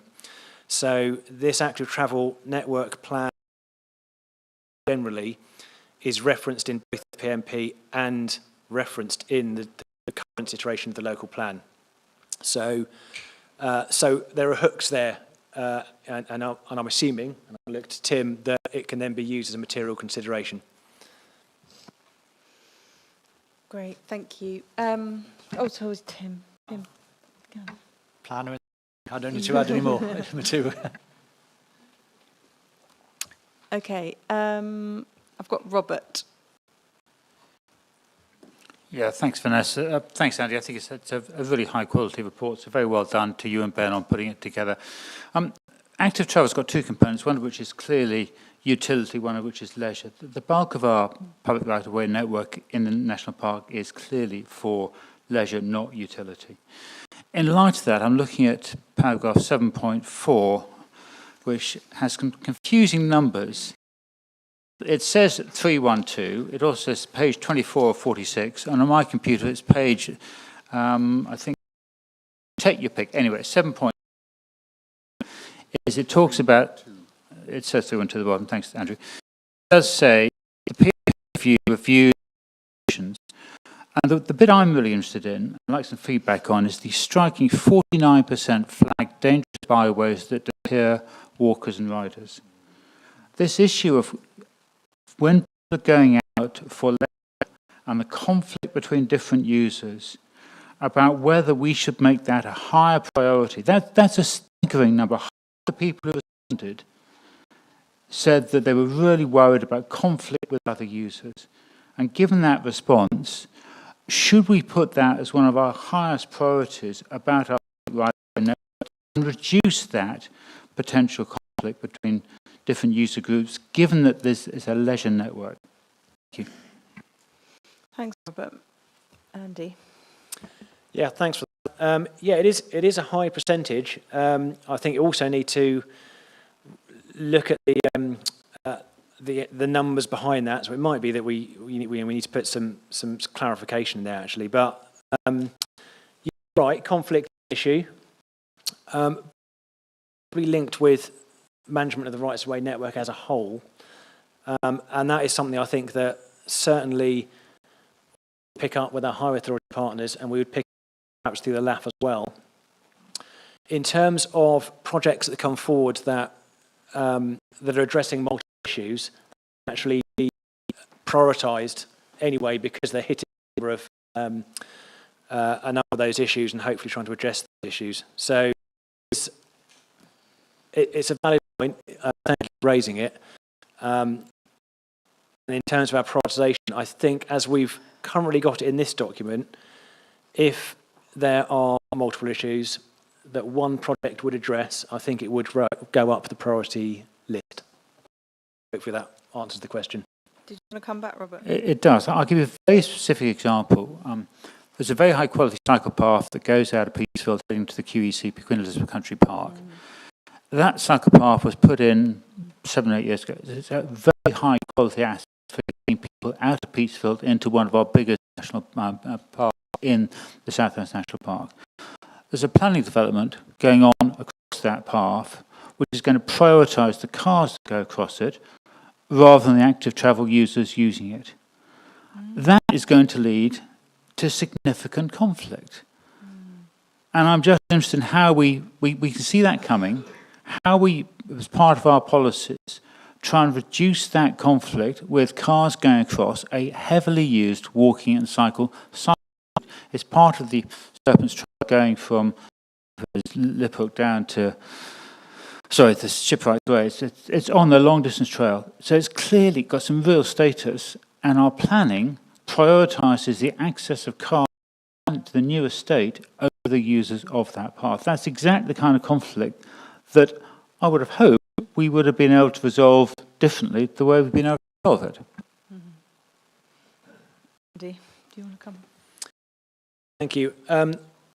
What I'd say there with that specific example and others that are similar is that one of the roles of Ben today here is to comment on planning applications from an access point of view, so that our planning officers have got all of the informed views to make decisions. Having both a strong LAF, as we heard from Doug earlier, and good supporting policy documents helps Ben make more powerful comments into the planning system. So I would hope that the documents in front of you actually help us as access officers provide structured responses when planning come in. Okay, thank you. So I've got Alan, then Mark, then Andrew, then Gary. Alan. Thank you very much, Vanessa. Yes, I'm very glad that Robert McCatter just raised that point about on rights of way and how uncomfortable it makes people feel and so forth. And I don't want to sound like a cracked record, but I do just want to mention, because it's relevant in this context, the point I raised with Doug Jones just now. I mean, I'm delighted that we've got this document which emphasises the importance of cycling and walking infrastructure and so forth. But especially minor, lesser used, all-purpose roads are precisely significant parts of the cycling and walking infrastructure. And it's this sort of conflict which undoubtedly is there between our righteous enthusiasm for letting nature take its course, hedges and verges grow all over the place, and how uncomfortable the result of that makes the rights of way feel for pedestrians and cyclists who are enclosed in these canyons which are thus created. And it's worrying and disappointing to me that we don't seem to have, or to my mind, enough regard for that as a problem. I'm not in favour of sort of chopping down nature balance, which is wrong in a lot of places at the moment, between the interests of the passing walker and cyclists and so forth on all-purpose highways against this desire to have nature rampant, of course, everywhere. The difficulties that puts pedestrians and cyclists in on multi-purpose rights of way. Yeah, I mean, I think you said the right word there. It's balance, isn't it? And you know, in planning, sometimes that balance goes the way you don't really want it. So, yeah. I'm going to move on to Mark, please. Thank you. Thank you, Chair. And Alan, I agree in part. Thank you. Definitely not a cracked record. Often multi-use roads connect footpaths to another footpath, so they're essential part. I wanted to say a big thank you to Andy and Ben, actually. This is a really excellent report. It's really helpful, and it's really improved my knowledge and understanding of active travel, and particularly you've given me half an hour of your time last week to really help me understand the meaning of difference and last mile. It's a completely different difference that I've been introduced to. It also makes me think about the link, this report, the importance of this report, and the PMP, and the new vision in the PMP. They're completely aligned. And we want people to come and enjoy the park. It's a national park for all, and this is such an important part of our efforts in that area. So I wanted to really welcome the report and thank them. Thank you. Great, thank you so much. I've got Andrew, then I've got Gary, Jerry, and John. Thank you. And yes, the LAF will find this a very useful document, as says he, LAF. And I mean, it's quite interesting, the points that have been made. I think what is coming out is, of course, the wider aspect of active travel. We're not going off the tarmac. We're talking quite a lot about tarmac. And I think, whilst noting this document has to be submitted now or very soon now, and we can't start to rewrite it, I think it does say something for the future that we have got. It's going to last up until 2040. This, but I trust with some several amendments in the meantime, because one of these amendments must take better account of the need for noting the rural road network, and really there is I can't find anything which specifically talks about it. Perhaps I'm wrong. It doesn't appear to. But what I wasn't actually going to mention that when I first started to talk about this. There's one sort of slight peculiarity, well, to my mind, that I draw attention to on page 306 in the second paragraph of 5.5, where it refers to the Royal Oak at Hooks Way being a key hub. Which slightly surprised me. I can imagine that the Sustainability Centre is, for reasons that many of us are aware, but not the Royal Oak at Hooks Way, especially as it's defined as being a vital north-south link. If anything, it's on an east-west link between the Shipwrights Way and the Centurion Way, but just, I'm sure if it is a typo or similar, that can be ironed out. If it's not, please ignore me. But then the other thing that debates is the fact that we have aspirations, and I'm now moving on to page 309, to either improve the existing major network or to put in some, which in a perfect world is a perfect thing to do. But we've also heard today, and I don't have to repeat it at length, that we're not very good, or rather the authorities are not very good at maintenance. And the greater you make the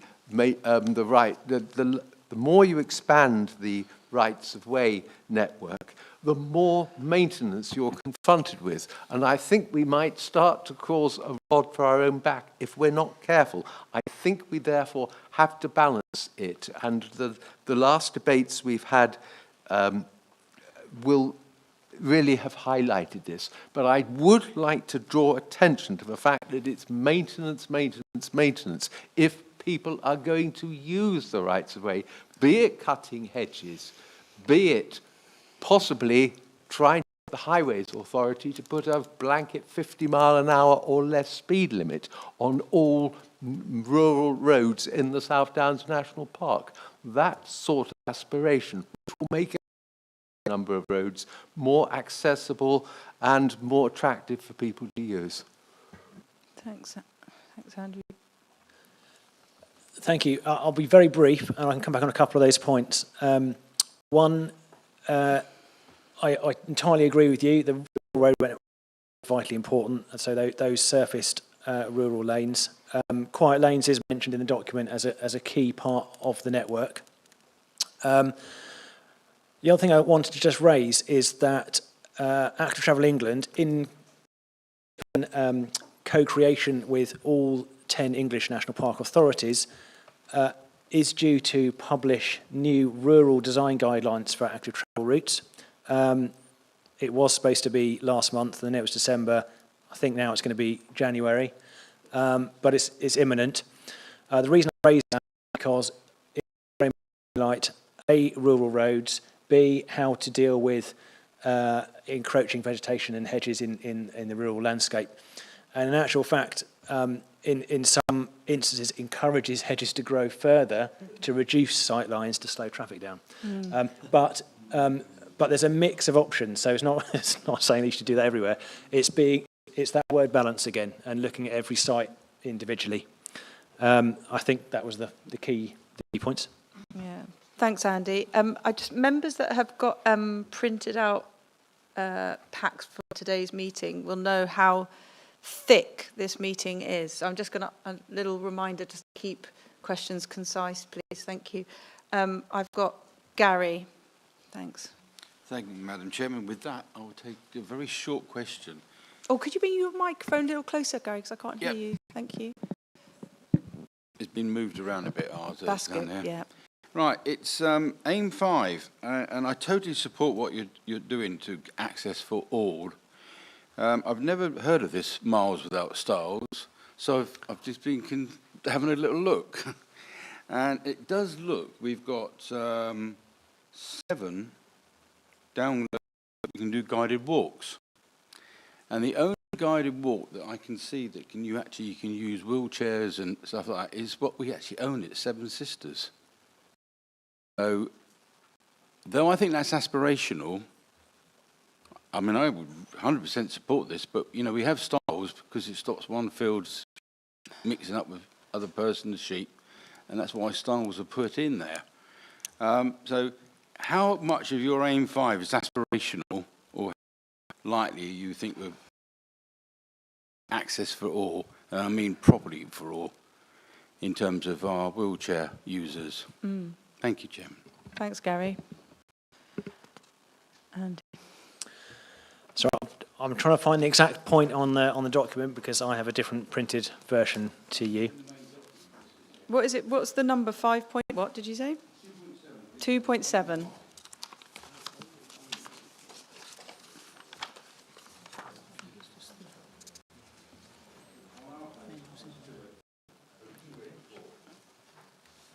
There isn't 2.7.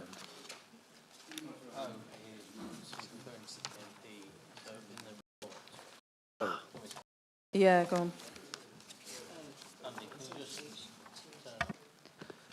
So just clarify, it's in the actual report itself, yes. not in the document. Not in the document, yeah. Paragraph 2.7 of the report. Sorry, yeah, I found it.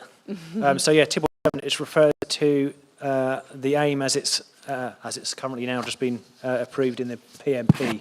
So that's a PMP aim. So really that question relates to the PMP. But yeah,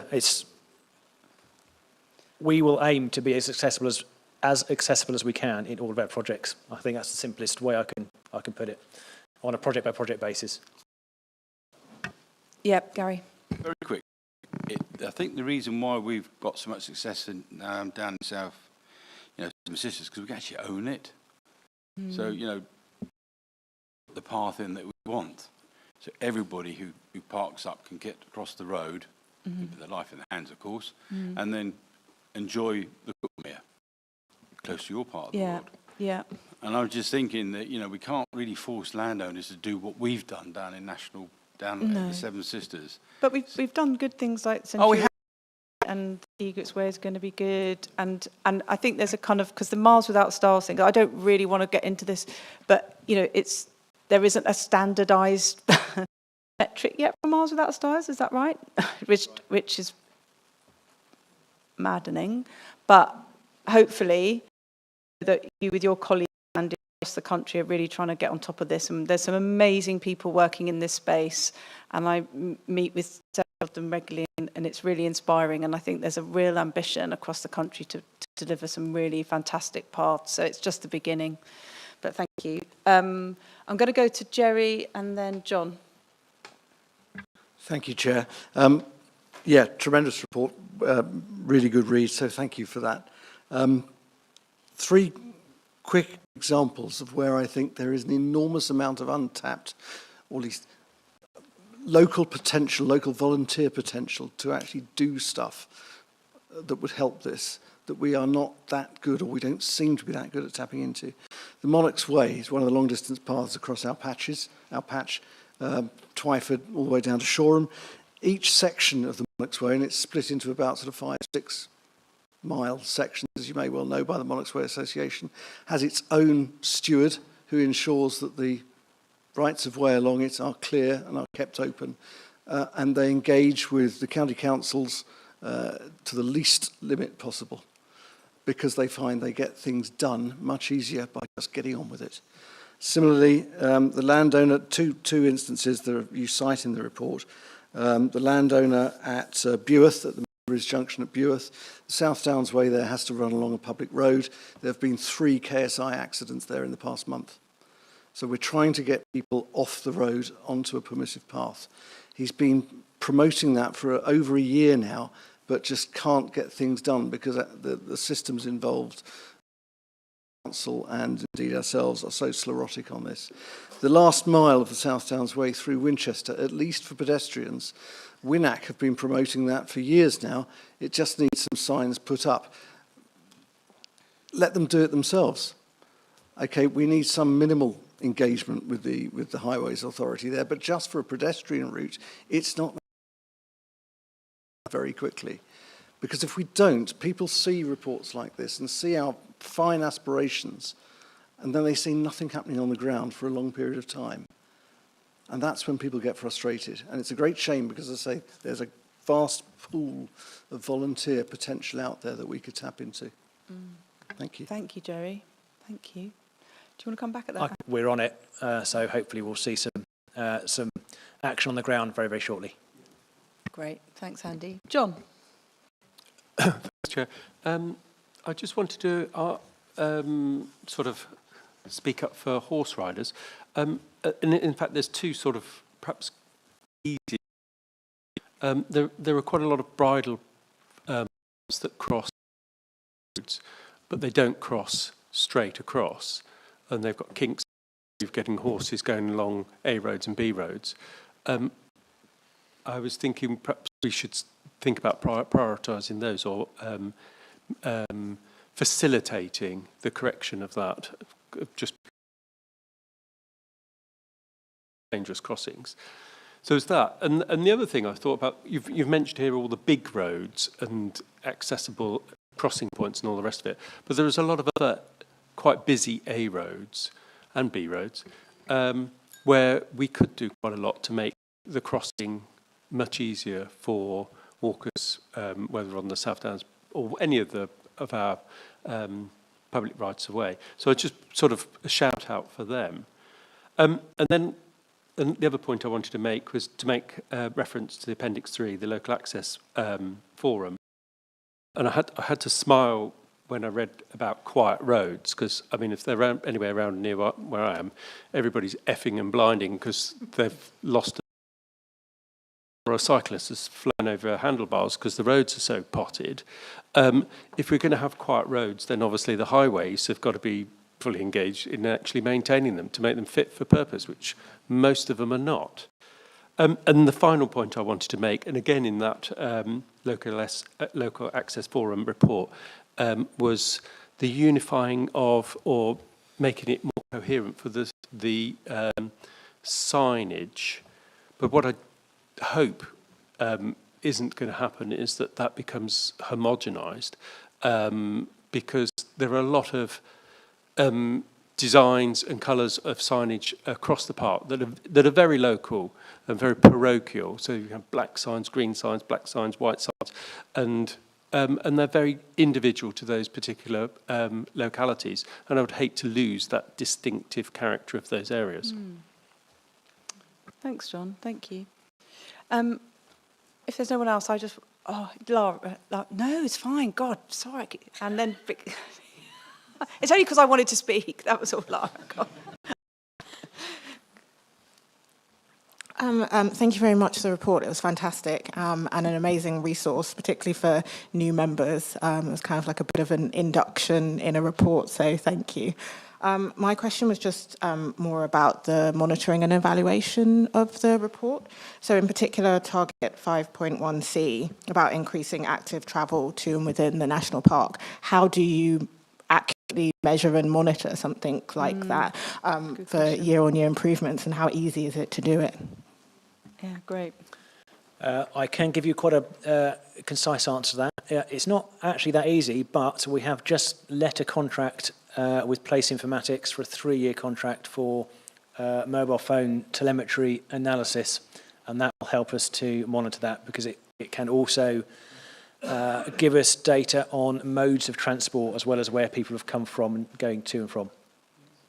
Cool, cool. That's so good. Vicky, did you want to come in? Yeah, do you mind? Thank you, Chair. Just to, I'm just mindful of the localised signage, and to Jerry's point earlier on, are we mindful also of the South Downs National Park still funding and bringing that to community groups by way of them being able to maybe take part more directly in complete alignment with this? Thank you. Nice. Does anybody else want to contribute anything? No, I was just going to add that actually Tom and myself, you and I met with a group in Meads and Eastbourne about that end of the South Downs Way and it coming into Eastbourne, didn't we? And we were talking about where it was finishing. Because remember there was that talk a while ago of getting new signage to get the South Downs Way to the Welcome building and then to the railway. Did that ever happen? Oh, it is. So the signs are there. Back, see if you can find them. And then, what was I going to say? Oh, yeah, and I just wanted to, just to bring in the East Sussex slant to in the item, part 8 of the paper, and you've got under the East Sussex, that end, and you've got the nature recovery kind of ambitions. You've got this bit that says, it's on page 24 of 26, creating integration on the A259 between Seaford and Eastbourne, and how that, you know, thinking about the LNRS, and that could be a way of bringing in nature recovery. I just want to flag real support for that, because that road has a lot of active travel users on it, and it's a really dangerous road. But I just don't know how you do it with triple SIs either side. Have you got a plan? I saw that there was a hedge being planted the other day. I was like, no. Yeah, you are doing it. We're working on it. Andy, it's so exciting. Thank you. That's it. Okay. Chair, yeah. Yeah, please do. Don't worry, it's just a pip. This is an exciting conversation, isn't it? Access. Everyone has something to contribute, which is lovely, very unifying. I just wanted to let you know that the arrival of Ben in this team has been fundamentally huge. His knowledge base is significant, and he sits there all super quiet. Knowledge is immense. There, he smiled. And I don't know if you know, but I think it'd be really useful for you to know that Andy chairs a national group. So we have the local kind of knowledge base that he has, but he also chairs the national group for national trails, which is really, really important for everybody to appreciate. It's plugged into what's happening everywhere else. Thank you both. Those South Downs officers get everywhere, don't they? But yeah, Ben, for all the work on this report, and thank you, Andy, too. So, members, I think we'll go to the recommendations in front of you. So if we can see a show of hands for those, please. Does everyone want to? Thank you so much. Great. We're going to have a break. We need 5 minutes. I need 5 minutes. Is that okay? Move around. Very I'm okay.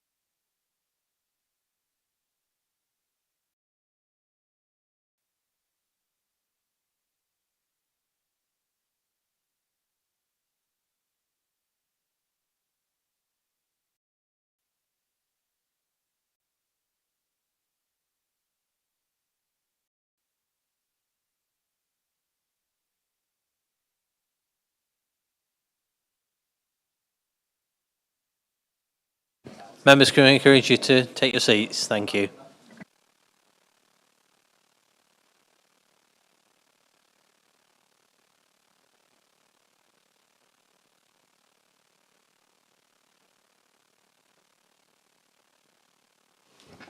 Great, thank you. Are we back on? Yeah, thank you. Thanks, everybody. Good to have a break and move about. Okay, we've got item number 12 now, the amended South Downs Trust Memorandum of Understanding to support the Trust, and I'm going to ask Sean to introduce this report. Oh, Stephen McAuliffe, are you going to step out for this because it's at the Trust? No, but I do need to change my interest to a pecuniary interest, but I'm not sure if I need to step out or not. Do you want to come in, Richard? As a pecuniary interest, I would advise that, according to our code of conduct, you should leave the meeting. Okay. Okay.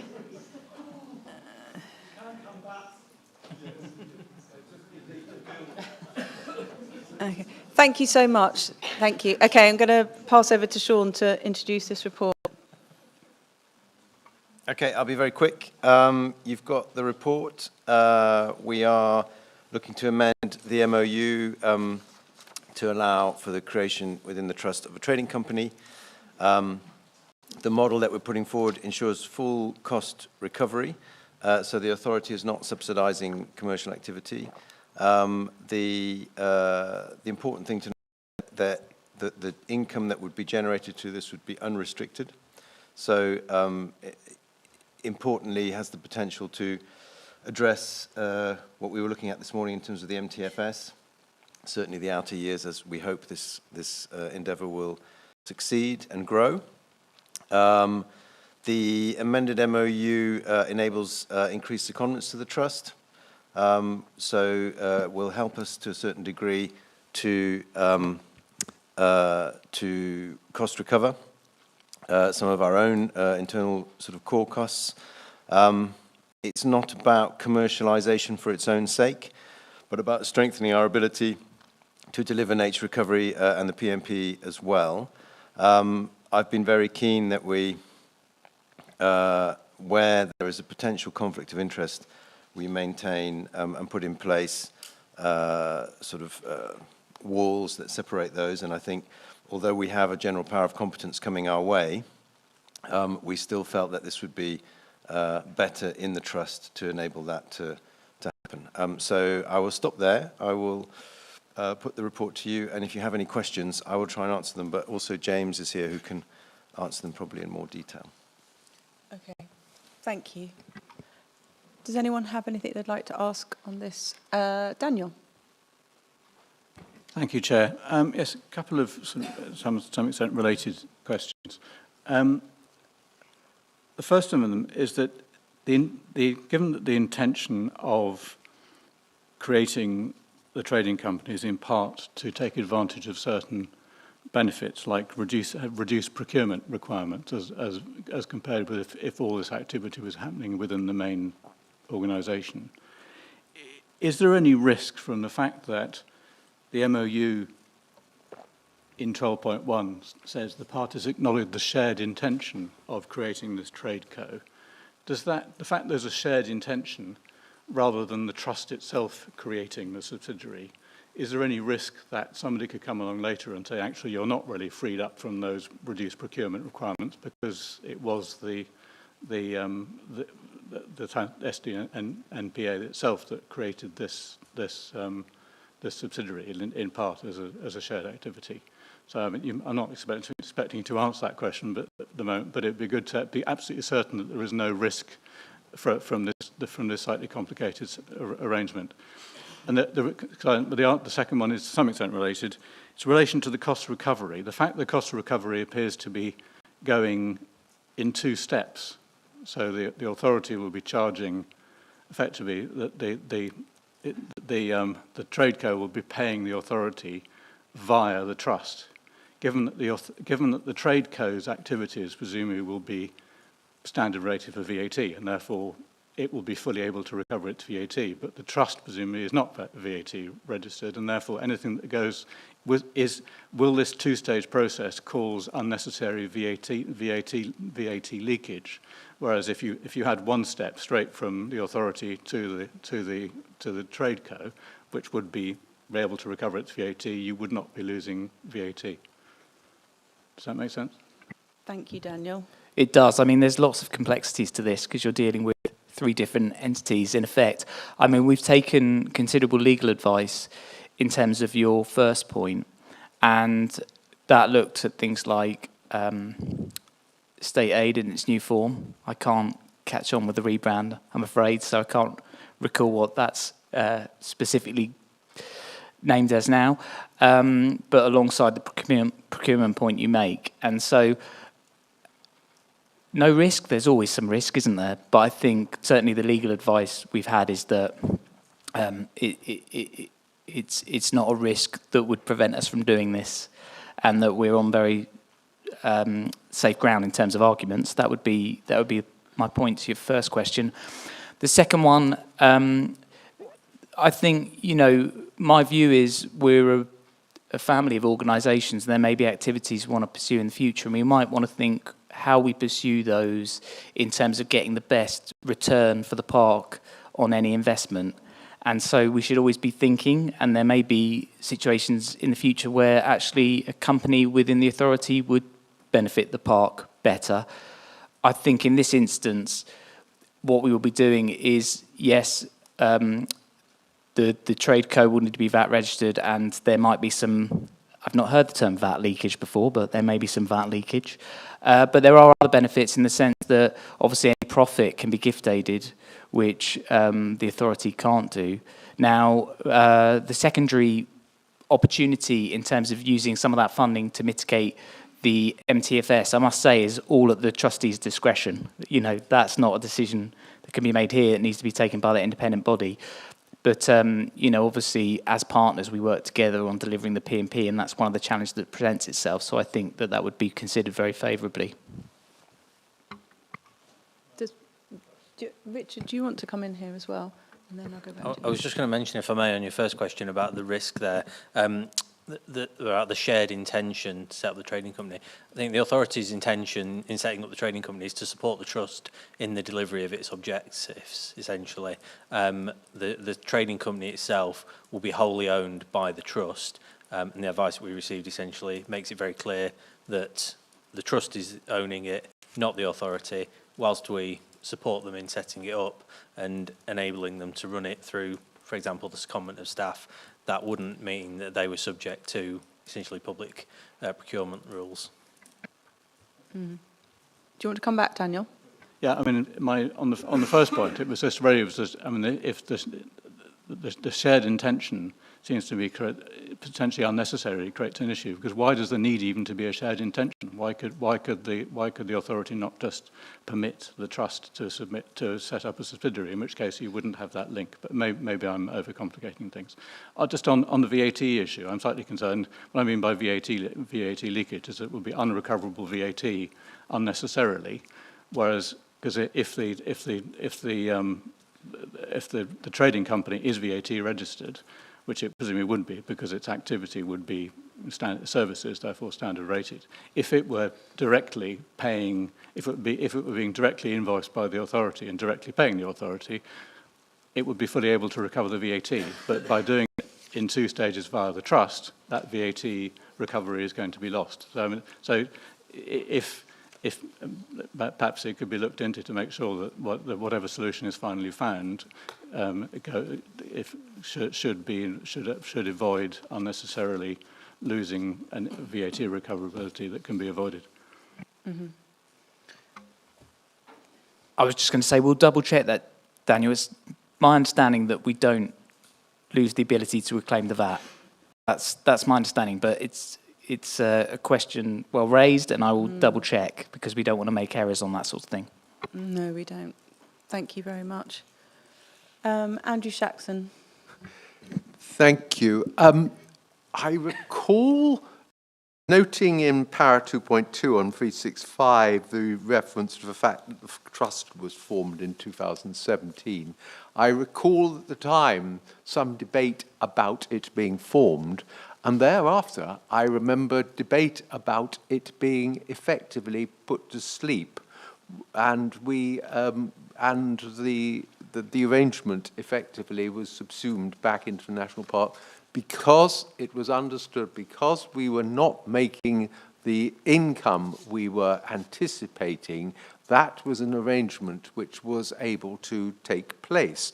We're now moving out of that arrangement, and really because I'm assuming that we anticipate making income from this.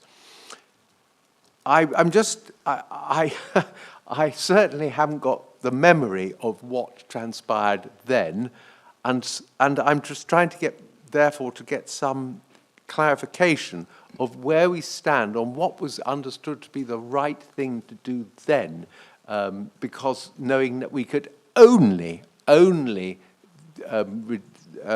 go out of the then existing arrangement because we weren't making money. Now we're going effectively resurrecting it again, but not resurrecting it in the same way as it seemed to be then. And I just wanted to, this is obviously something which has been covered, but it doesn't appear to have been covered in the same way as it existed then. Can I just ask, Andrew, are you confusing this with the trading company that was set up under the authority, rather than this is a trading company set up in a charity? I probably am, Yeah. hence the reason I Yeah. wanted clarification. Yeah. Well, Vanessa's covered some of what I was going to say, Andrew, but also that was a Teckle company, and it was about a country park, and there were some learning opportunity placing that within the authority. I think what we're dealing with here is obviously a different entity in the sense that Vanessa's described. It's a company within the charity, and also it's not the intention that we're going to be looking to run country parks. It's actually the intention we're going to run an ecological consultancy, which is really based on our learning through what we've delivered through biodiversity net gain and our nature-based solutions work. So I would say both the entity and the activity are different. So it's a bit chalk and cheese to some extent. I think the other thing to say is that I know one of the things that we learned on that journey was the issue of that, and that's been included here, albeit Daniel raises a question which we'll need to think about to make sure we've accounted for too.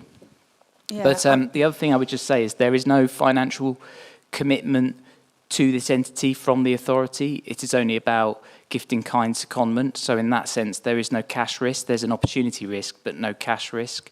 So I think that's the other thing worth highlighting. Thanks, James. Yeah, I remember it came up in discussions a few years ago that this would be a good idea. I mean, I just think about, the RSPB and the National Trust, they've all got their trading arms, haven't they? And I think it's a really, really fantastic idea. And I just think the ecology consultancy service is an absolute no-brainer. And I'm so pleased to see this happening. It's something that I've always kind of thought about for a while, and I'm really excited about it. So good luck to the Trust. I'm going to move us to the recommendations. Can I see a show of hands for that, please? Great, thank you all so much. Okay, item number 13, audited statement of accounts. I'm going to invite Craig, who's been sitting there so long, to introduce this. Thanks, Craig. Brilliant, thank you, Chair. So today the report being presented outlines the 2024 statement of accounts and letter of representation. Members have been asked today to approve the accounts, but I would just point out that the next two items are also important to that as well, where we're going to hear from the external auditors, and that provides important information regarding the assurance for the accounts. Mm-hmm. Now, ordinarily, the statements are approved at Policy and Resources Committee. However, for the year ending 31st of March 25, NPA have been asked to approve the account for reasons outlined in paragraph 1.1 of the report. So the accounts have been prepared on an international financial reporting standards basis. They're complex accounting principles, and the statements represent those, and they're as part of the Appendix 2 of the report. And it's on that basis that I confirm there's nothing unusual to note in the accounts for that financial year. One area of change that I'd like to bring to your attention is the accounting for leases, where there was a substantial change to the accounting policies and principles around that.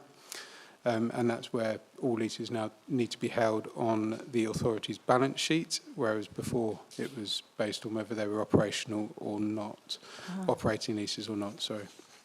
The value of the leases were below the materiality level from an audit perspective, and there were no concerns raised during the audit regarding their treatment for the authority. So the external audit report under the next item outlines a number of recommendations which have been commented on by the management team, and the recommendations have been accepted or addressed already. They centre around really the accounting for projects and valuation reports that were received as well. Project accounting is key for the authority. We've discussed it a few times for this financial year, and the impact that it has on the capital programme for the authority, and its growing scale and size means that the accounting treatment around that is becoming complex. And so the recommendations are being worked through as part of that work that we're doing this financial year. There were also a number of technical adjustments required which have also been signed off. They were a higher number than we usually anticipate, for the reasons for those are being addressed or have been addressed through this financial year. I can assure members that those adjustments have had no financial impact on the authority's financial position as at the 31st of March 25, and they're presentational only. And finally, members are being asked to approve some minor amendments on the findings from external audit on the annual governance statement, which is included in Appendix 4. Great. Okay. Thank you, Grave. Members, Gary. Thank you, Madam Chair. Just a very quick one.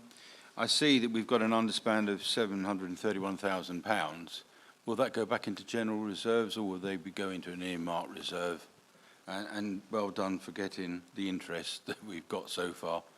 So that's the only question I'm going to ask, that's all. Okay, great. Because these are accounts that we approved a while ago, aren't they? And this is just...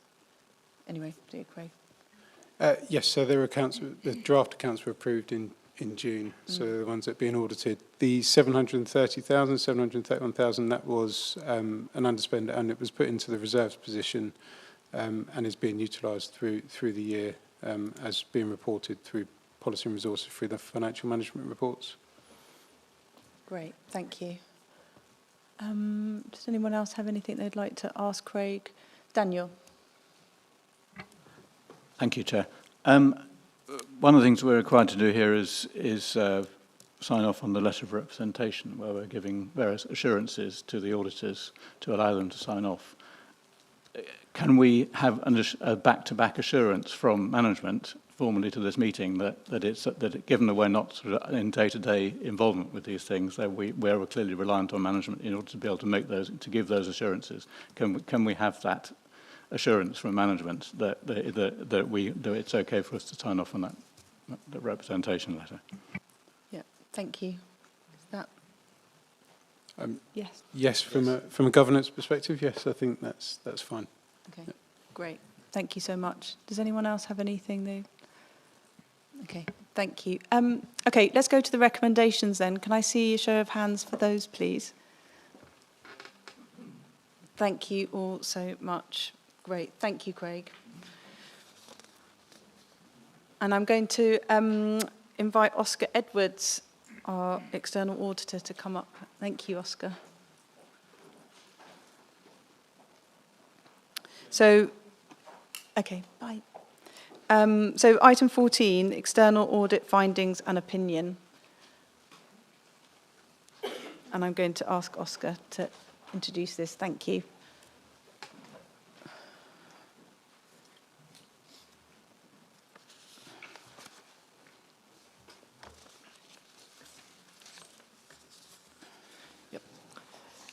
Yeah, so thank you.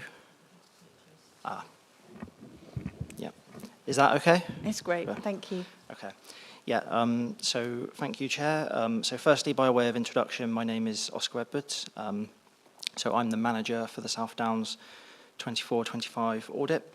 This is my second year as the audit manager for this audit now, so I also manage the 23-24 audit. So my responsibilities include the day-to-day audit management, so I ensure all the field work is done. I review all the work on the file to make sure quality standards are met. I also write the key reports, and I'm also the key contact for the finance team. So just as a reminder, as auditors, we produce 3 main reports. So one of them is the audit plan, which would go earlier in the year. So that went to the June Policy and Resources Committee. We produce the AFR, the Audit Findings Report, which is what I'm about to present to you now, and then the Auditor's Annual Report, which is in the next segment. So just a couple of things to mention before I go into the main report. So first of all, thanks for allowing us to bring the report to the meeting today. We was originally aiming for the Policy and Resources Committee on the 20th of November, but that did prove slightly ambitious in the end. But however, the audit has gone really well this year. So we finished the audit well in advance of where the last 2 years have finished. So I think that is an excellent result, and I hope we can continue this momentum going forward into future years. There's not anything in this report to be concerned with, and our audit opinion is unmodified. Our intention is to sign the opinion tomorrow, once we've completed our final checks on the statement of accounts. We've not identified any adjustments which impact on the provision of services in the income and expenditure statement, and we have identified no adjustments which impact on the general fund reserve. All adjustments we have identified, which are noted in the report, have been corrected by management where a correction has been required. Being in this position today wouldn't have been possible without the finance team, who I'd like to thank for their prompt responses to our queries. I also want to just shout out briefly to Jane Strudwick, who actually, don't know if anybody knows, but she actually broke her shoulder, but still carried on working in order to get the audit done. Wow. I thought that was just worth mentioning because I am 100% confident we would not be in this position today had Jane have not continued working. So I just wanted to say that. So moving on to the main report now. And apologies if I've got these page references incorrect, 'cause I've heard that there's some differences, but it's page 515 of your packs or page 17 of our report, which you can see in the bottom right-hand corner of the pages. You'll see the summary of our significant risk areas. So these are the areas that we deem at greatest risk of error, and we apply a greater degree of audit attention to those areas. So the first one, page 516 of your pack or 18 of our report, you'll see the first significant risk is management override of controls. So this is a mandated risk in line with ISA 240. So our work in this area mainly involves the testing of journal entries, and journal entries are essentially financial transactions in the finance system. The risk with these is that they could be manipulated by management or there could be material errors. We selected 42 journals to test using a risk-based approach. We obtained the backing documents behind each one, and we concluded that all journals were appropriately supported and were valid business-related journal entries, so no issues were noted. As part of this, we also reviewed significant management estimates, and again, no issues were noted. Moving on to page 517 of your packs, or page 19 of our report, we have the valuation of land and buildings. So this is a significant risk because small changes in the underlying assumptions that drive the valuations can create material impacts on the overall valuation.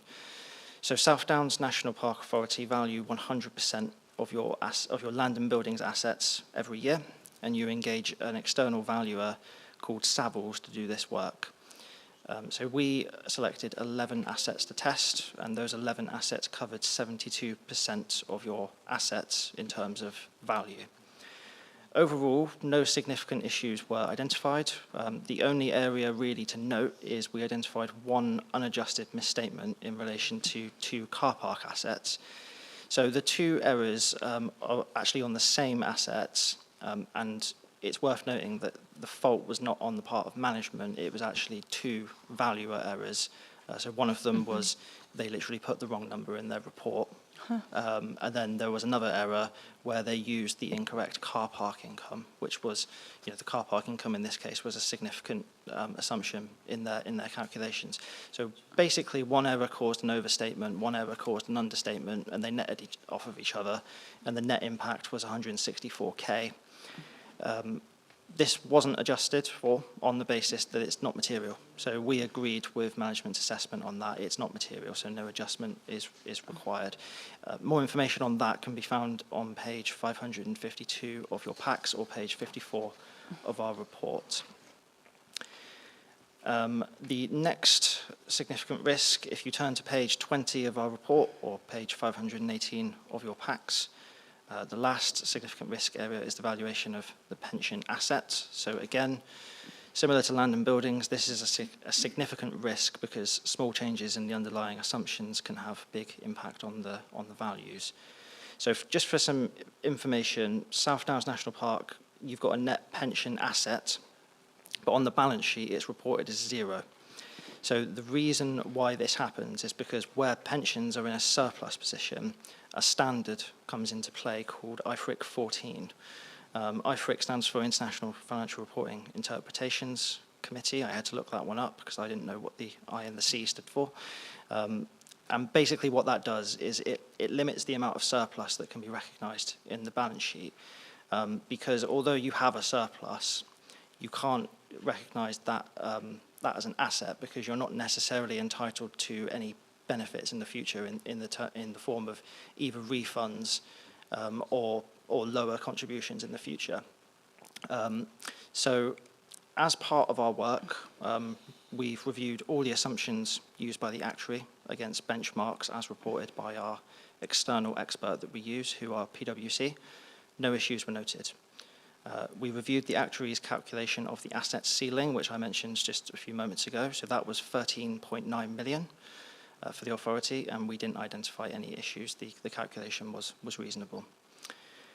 We've reviewed the letter of assurance as provided by the auditor of West Sussex Pension Fund, and again, no issues were noted in their response, other than a minor timing difference, which was reported as an unadjusted misstatement. Exactly the same thing was reported in the prior year, and it's basically just when the pension fund make their accounts, they have a sort of out-of-date information available to them. So when they produce their accounts, say in June, they only have December's most recent report.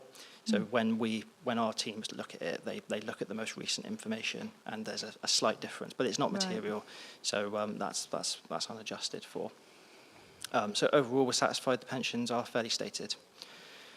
If you turn to page 521 in your packs, or page 23 of our report, you'll see the final area is IFRS 16, which Craig previously touched on.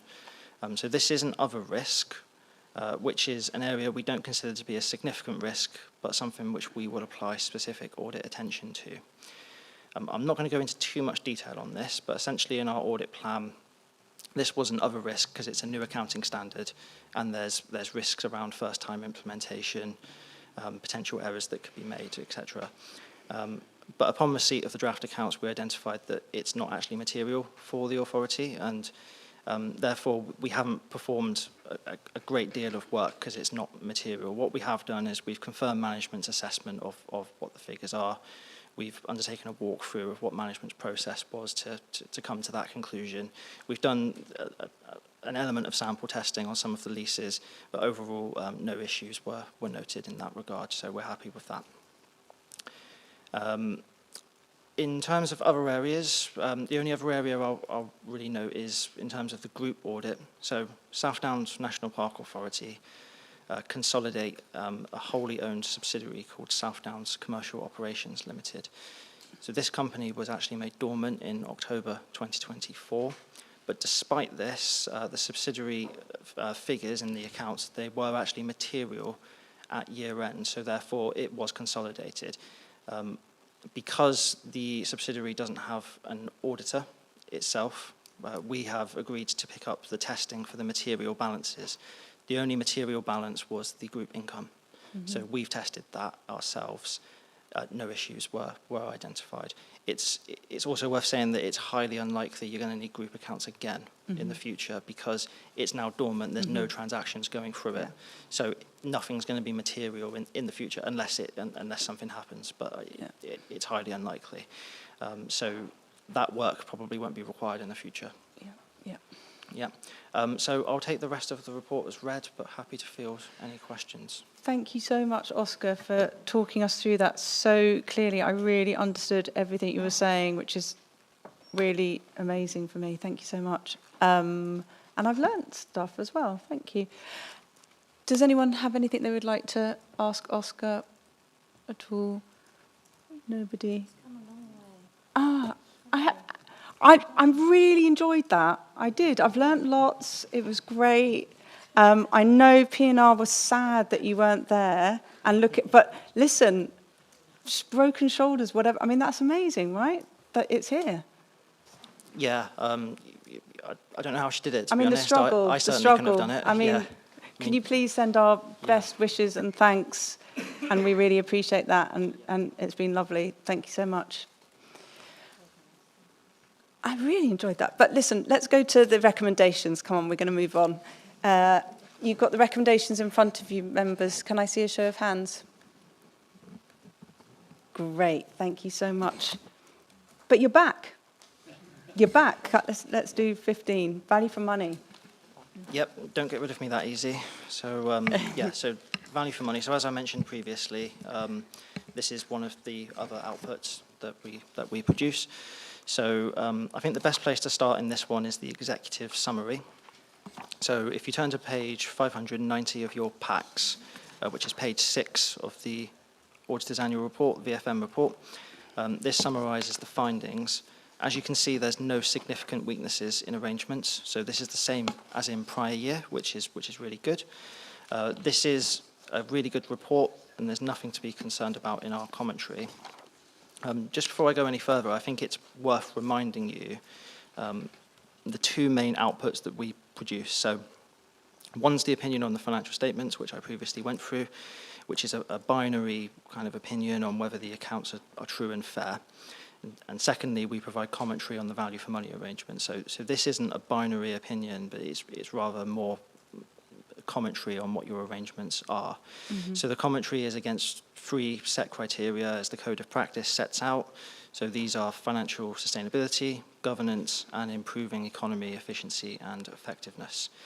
The report provides the commentary across those sections, and then when the work is undertaken, there's underlying questions behind those that we have to consider and we have to look at. So our powers in this area is that we can raise 3 types of recommendation. So one of them is a statutory recommendation, which is very serious, but it's also very, very rare. But it's now actually becoming more common in the sector. So South Downs National Park Authority is not impacted by any of these. You'll be happy to note.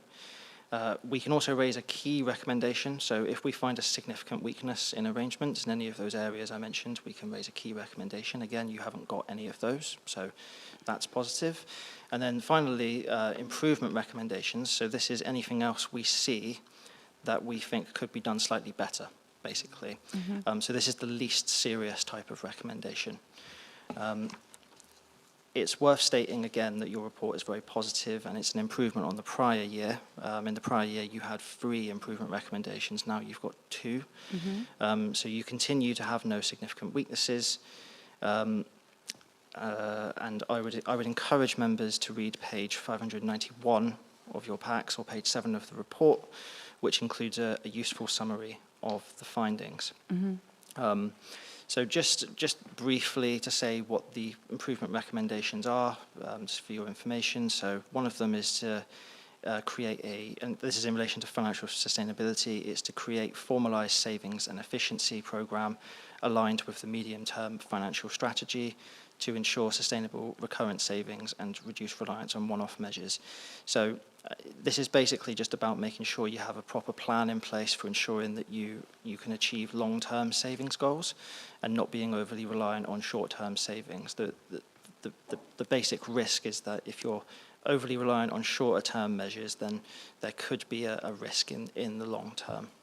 But like I say, it's just a point for improvement. It's not saying that what you're doing currently is wrong. It's just an improvement point. In relation to governance, the other one is to strengthen governance and transparency. The authority should introduce periodic reporting of the procurement waiver log to the Policy and Resources Committee, which would enhance oversight, mitigate governance risks, and ensure more robust scrutiny. So I think that one kind of is what it says, really. It's just about reporting that log more often.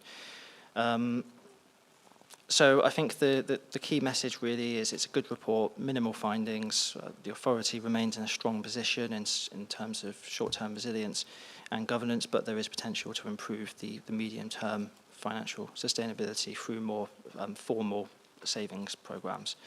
That's everything I did want to draw out in the report. The only other thing I will add, and it's a question we get quite a lot on these, is it's how you compare to others. How you compare to others.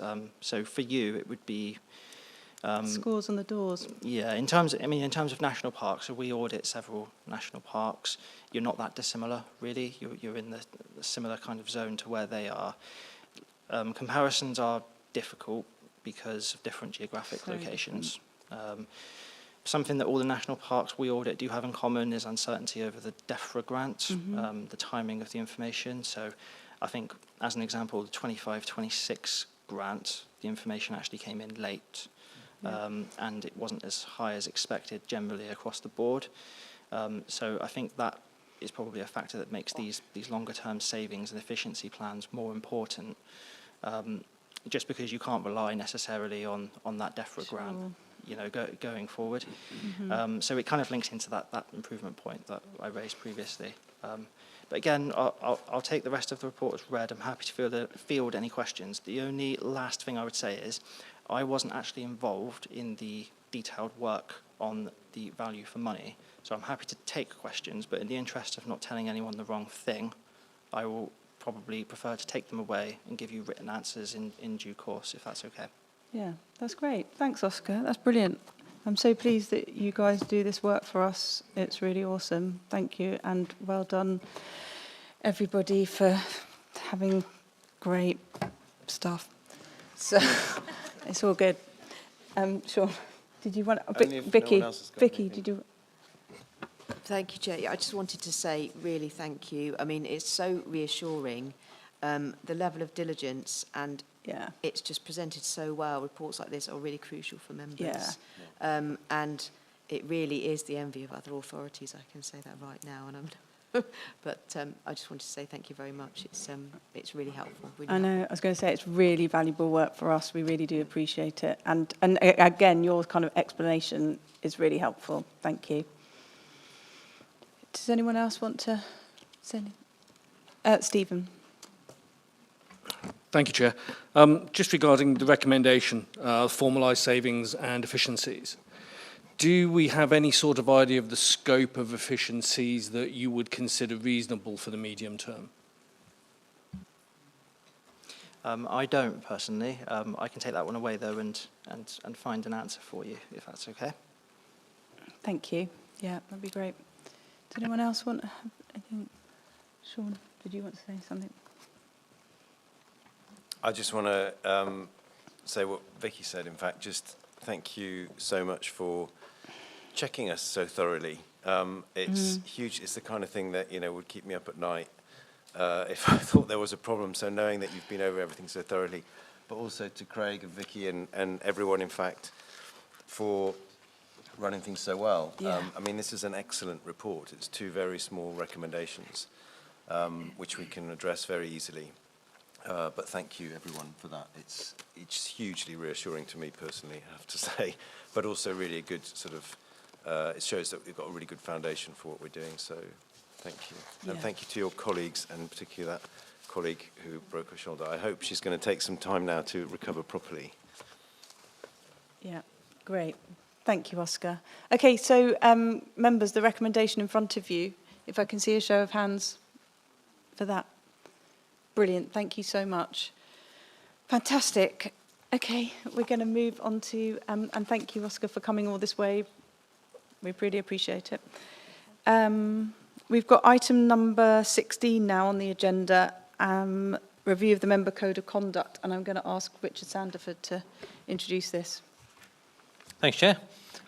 So this report summarises the outcome of a recent review we had of the Member Code of Conduct, which has been considered by the Appointment, Management and Standards Committee, and they've recommended the amendments for your approval. Just for background, as is mentioned in the report, a really comprehensive review of the Code of Conduct was undertaken 2 years ago, which considered in quite some detail putting together the Local Government Association Model Code of Conduct and the Cabinet Office Code of Conduct as well, and a significantly revised Code of Conduct for the National Park Authority was approved at that time. The substantive amendments for this review are much more limited and are set out there in paragraph 3.1, and they're also included in the Code of Conduct at Appendix 1 as track changes. I'll just highlight as well, there have been 4 corrections since AMS Committee's consideration of it, and they're set out there at paragraph 1.5 in the report as well. So the recommendations to approve are before you, and I'm happy to answer any questions. Thank you, Chair. Brilliant. Thank you, Richard. Yeah, I just want to say this did come to the Appointment, Management and Standards Committee, which is constituted of myself, Mark Potter and Jerry Pett. And we went through this, didn't we, about a month ago? Yeah. Members, does anyone have anything they would like to just... John? Just my curiosity, really. 3.14, and I was really struggling how I could do this, actually. You must not prevent a person from gaining access to information to which they are entitled. God, how would... I'm trying to think of a scenario where that would happen, but perhaps you have experience of that. Personally, here, I don't have any experience of that happening. It could be perhaps you actively striving to stop somebody, a member of the public, getting access to information that the authority holds that they have a right to actually see, for example, through freedom of information requests or something like that. But yeah, we don't have any examples of that so far. Good. Great. Does anyone else have anything they'd like to ask? No? Okay, let's move to the recommendation that's in front of you. And I see a show of hands for that, please. Great. Thank you so much. Okay, item number 17. We're nearly there. This is a good one. This is a good one. Richard, over to you. Yep, thank you very much. So this report proposes appointments to the authority's committees for our newly appointed members to the authority, which Tom Neville from Eastbourne to be appointed to the Planning Committee, Andy Tree from Hampshire County Council to be appointed to the Policy and Resources Committee, and Robson Peasley appointed to the P&R Committee as well.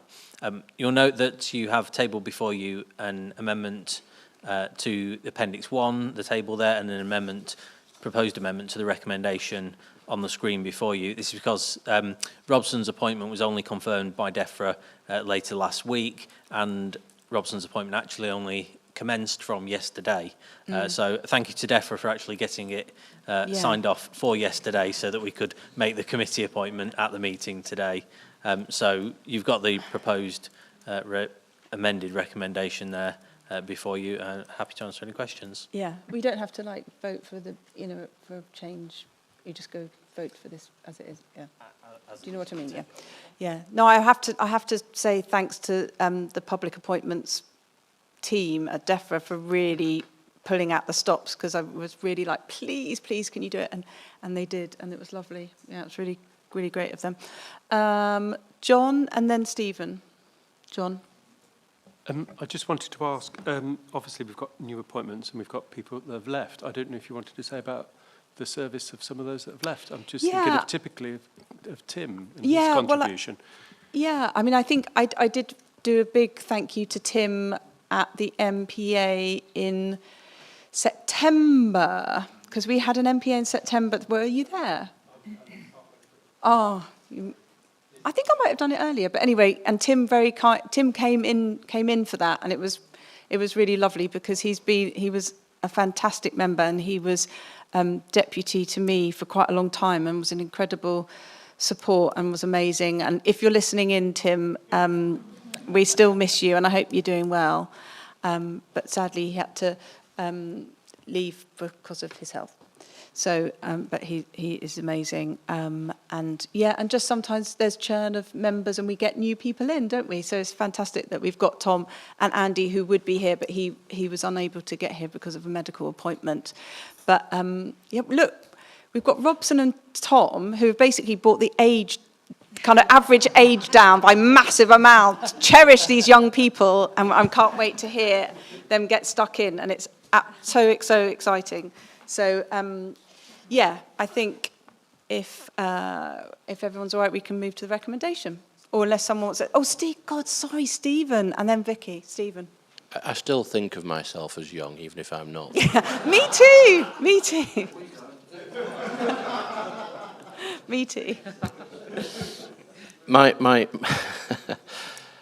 My question's about paragraph 1.2.